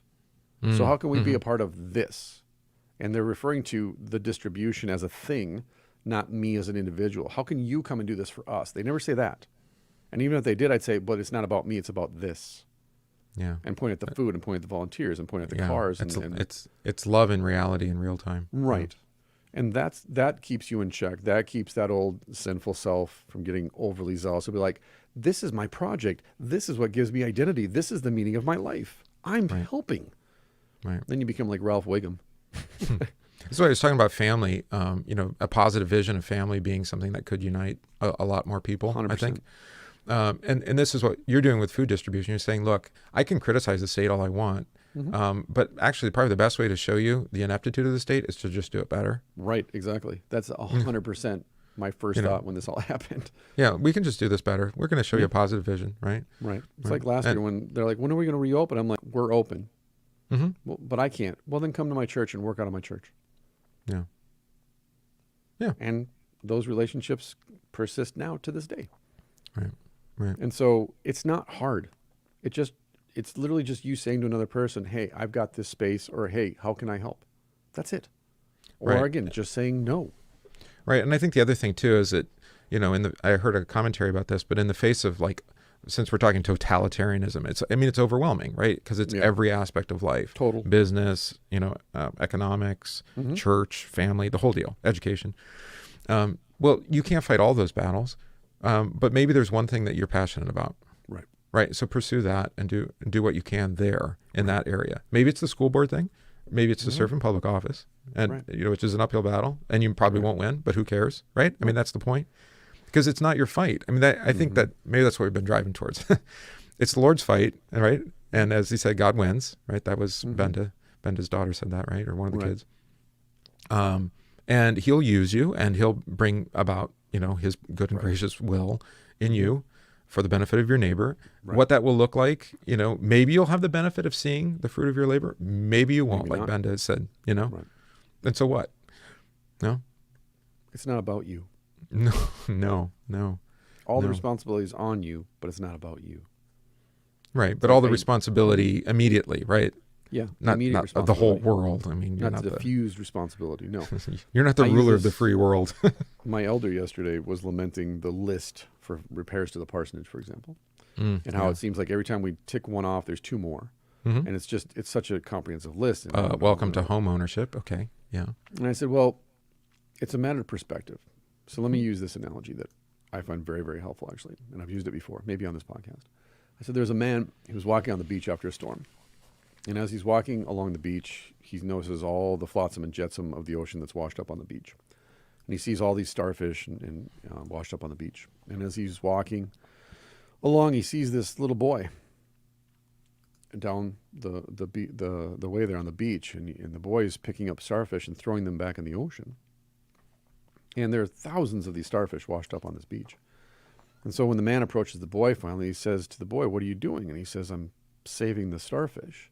Yeah. And the man looks again at all the starfish and he says, well, you can't save all of them. And the little boy says, but I can save one at a time. I said, you have to approach all of life that way. Yeah. You can't save everybody. You can't save the world. You can't save everything from destruction or from ruin or from withering away or from slipping through your fingers. And if you're into superhero stories, it destroys every one of them when they try to. Right. Exactly. All you can do is save one starfish at a time.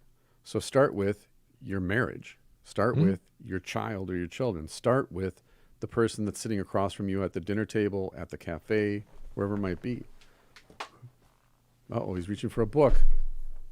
What's the book? It doesn't matter. Okay.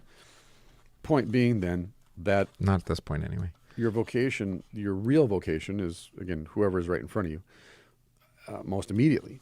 and I think that's a good word that you use, is immediate. Yeah. I'm not looking at the beach and looking at 10,000 starfish. I'm looking at the one at my feet. I can save this one. And I can plant a tree. I can sacrifice for this child. I can preach this sermon.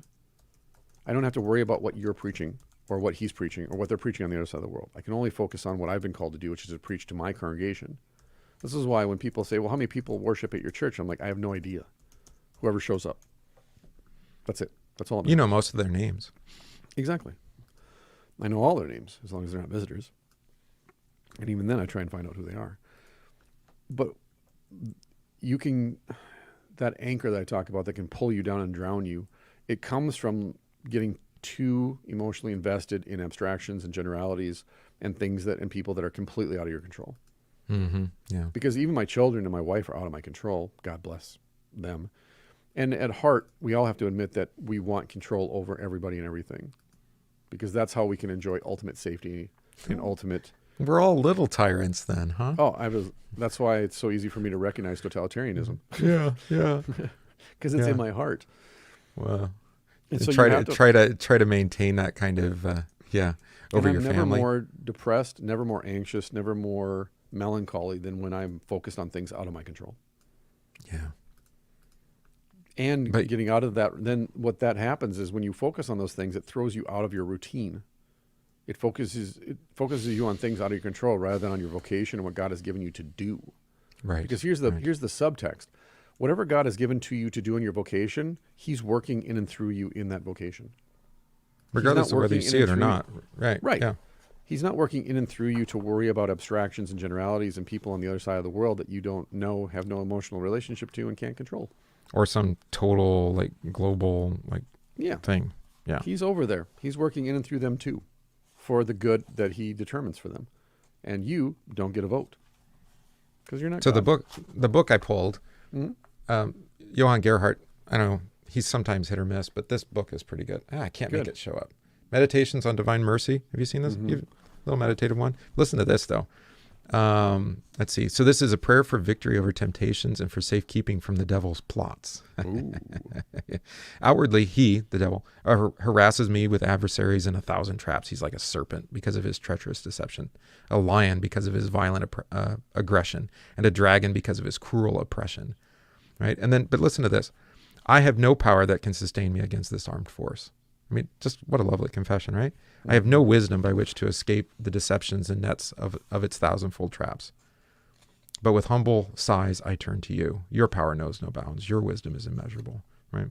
So, I mean, this is it. Like, how do we face this stuff? Well, it's meditate on God's divine mercy, on his promises, and he'll strengthen you. I mean, that doesn't, so this is the sanctification question, right? Right? He equips you in the midst of this warfare, right? And that's how he sets you apart and makes you his messenger, his servant, his soldier, whatever language you want to use there, right? And most of the Christian life, I think we've said this before. I think I got it from Nagel, right? Is learning how to get out of the way. Yeah. Yeah. Yeah. Get out of God's way. Just let God be God. And, he's got this, and that's very simple too. Just look in the mirror and go, I am not God, and I need to stay out of his way. I love Moses at the Red Sea. People are like, they're right behind us. Moses is like, be silent. Yeah. Just shut up and watch. Shut up and watch. Exactly. But you still have to march, right? You're gonna have to go into the sea. So I mean, you still gotta walk through it. You still gotta show up and fight Goliath. You still gotta go out and preach the gospel. Right, but he's gonna equip you for the you. battle. Yeah, exactly. Yeah. He's with you. Always. So beautiful. We'll wrap it up there. Okay. And come back for a brand new episode. Probably still be in the same chapter next week. There's still some more stuff we got to cover because, as you noted, it's all about the family. That's where it starts at. I think so. It ends at. Building block of all society, and it's the attack vector too. Yeah, exactly. So thank you everybody for all you do to support this podcast, what you do to support 1517 and the whole network, and send those emails in. Let them know that you like the podcast. You want to support what we do here with your donations, with your encouragement. Link down below. Link down below. Otherwise, we'll talk to you brand new episode next week. Peace. You feel compelled to make it line up with the music, huh? I don't. It's just, I think. I just plugged that in after the fact anyway. It's Pavlovian. I don't even think about it. And then you start, I'm like, black.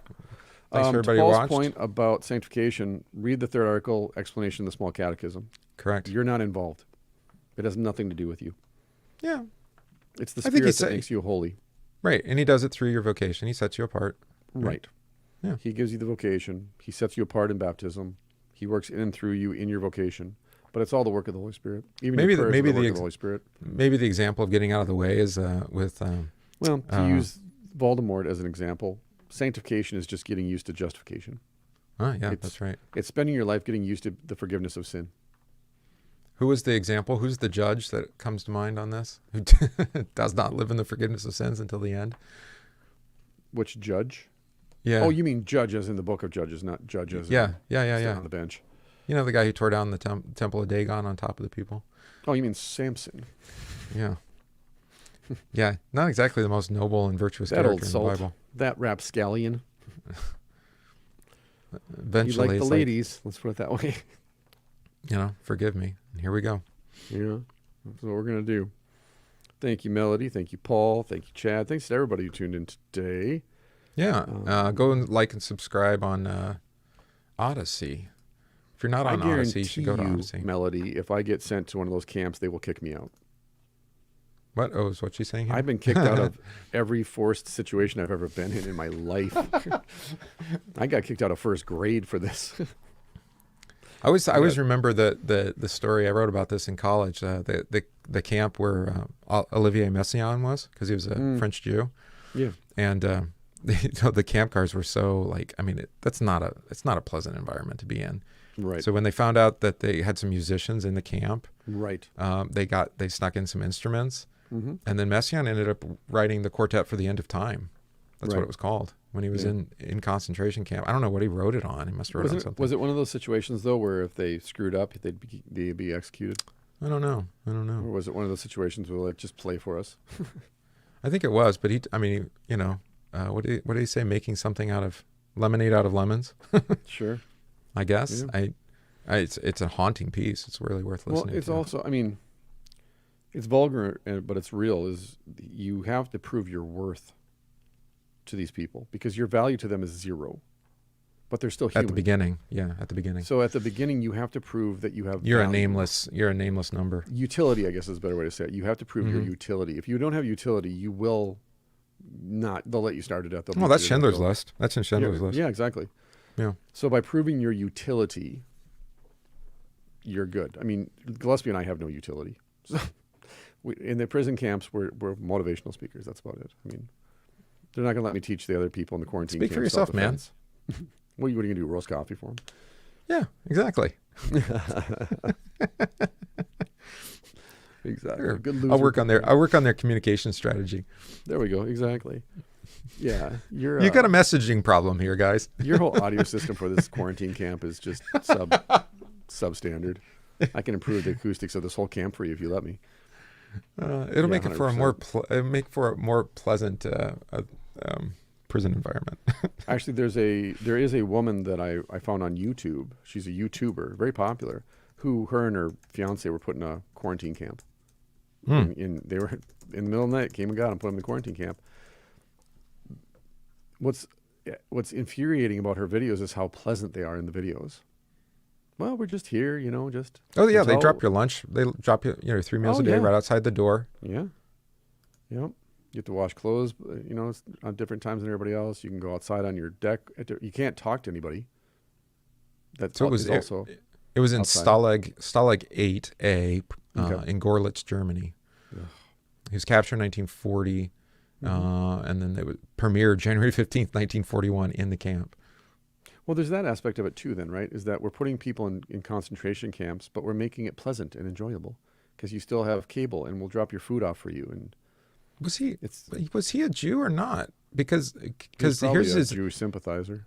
Here's the inscription on the quartet: in homage to the angel of the apocalypse, who raises his hand toward heaven, saying, "There shall be no more time," which is from Revelation. Yeah, but you can still be a Jew and steal from other people's literature. I suppose. Because it's still, Daniel. No, but the fifth movement is called Praise to the Eternity of Jesus. Okay, probably not then. Maybe a Jewish sympathizer. Right. Dance of wrath for the 7 trumpets. Tangle of rainbows for the angel announcing the end of time. In praise of the immortality of Jesus is the last movement. Because I've read stuff from that time period too of Lutheran pastors arguing about whether or not they should help the Jews. And you read it and you're like, how the hell can you even have this conversation as Christians? It's just, and then you realize, well, but it'd be for us, it would be for like, for Afghan Muslims. 100%. Who are now under the Taliban. Well, Uyghur Muslims. Or Uyghur Muslims in China. Yeah. It's like, well, they're Muslims, so what? Yeah. They're people. Yeah. We can't have them here. What, you're going to abandon some people? Yes, we are. This is the whole, I think Jesus sent us to all nations. I remember that part. Yeah. But then the Jews of Jesus' day had missed all the part about the foreigners and going out to all the nations. And it's also another reason to cultivate new communities and cultures is because, again, only your neighbors are going to remember you. They're the only ones who are going to show up for you. Really? And like I said, this guy that committed suicide and left 5 kids behind, and they're all under 10 years old, and they're having this fundraiser night, and I'm giving away free lessons as part of the fundraiser to raise money for the wife, is he committed suicide. If he had life insurance, guess what? They don't get the life insurance because he committed suicide. It's in the clause. The state's not going to come and help them unless they go on welfare. Right? So they're in a situation. And it's the community that's coming together at the VFW to have this fundraiser and to make sure they're taken care of. Now, hopefully...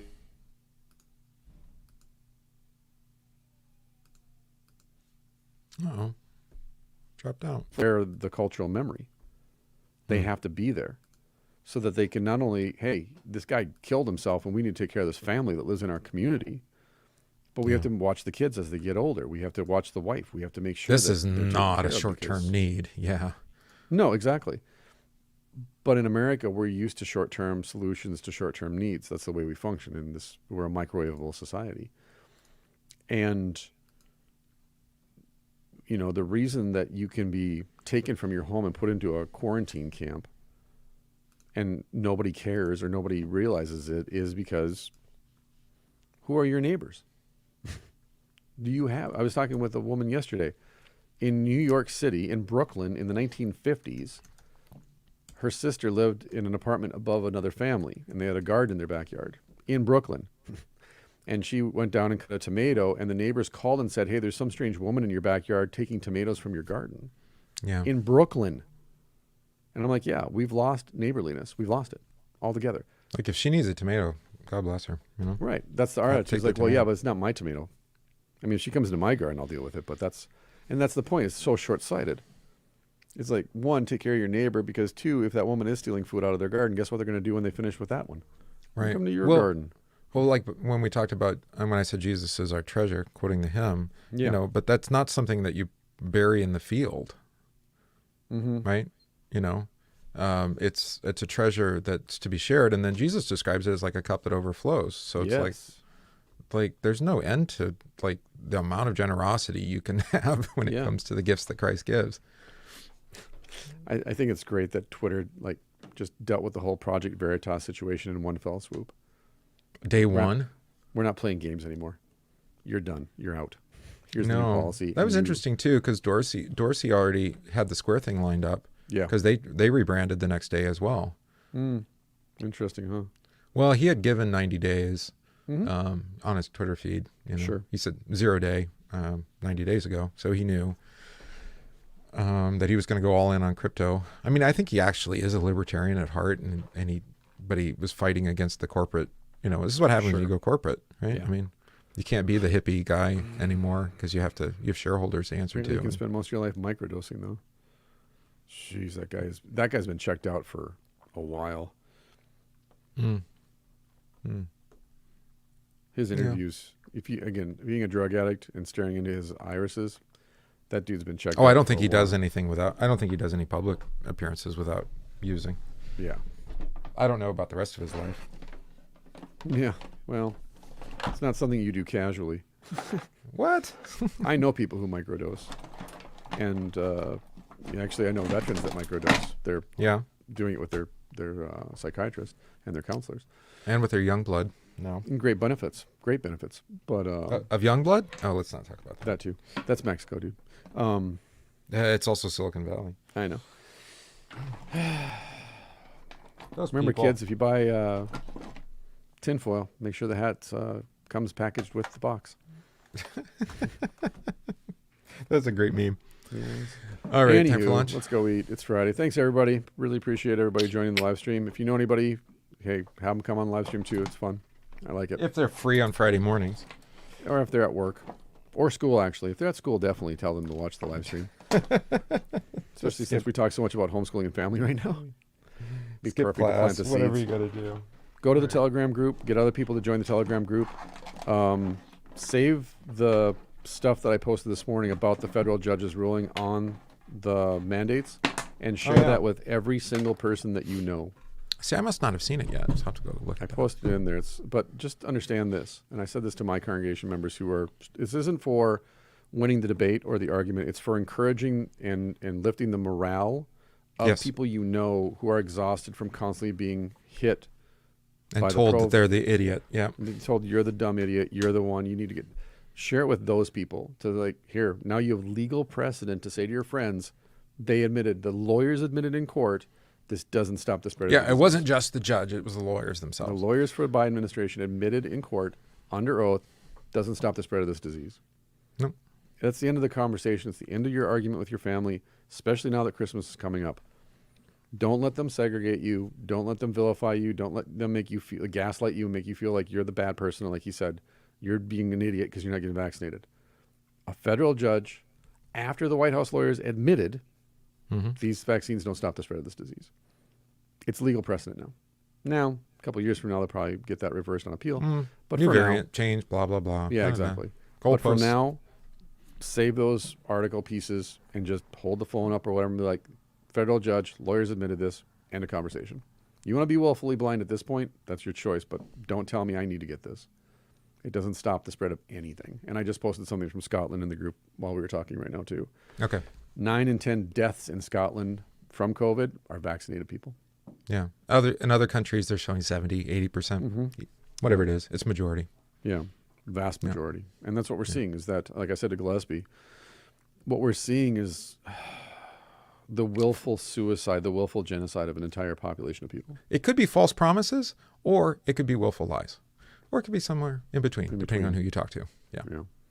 The point is you can't convince people that have joined this religion, converted to this religion, that they're wrong, or to acknowledge that this isn't doing anything, especially those who've gotten vaccinated and then gotten sick after they got vaccinated. Let them self-segregate. You don't need to. Yeah.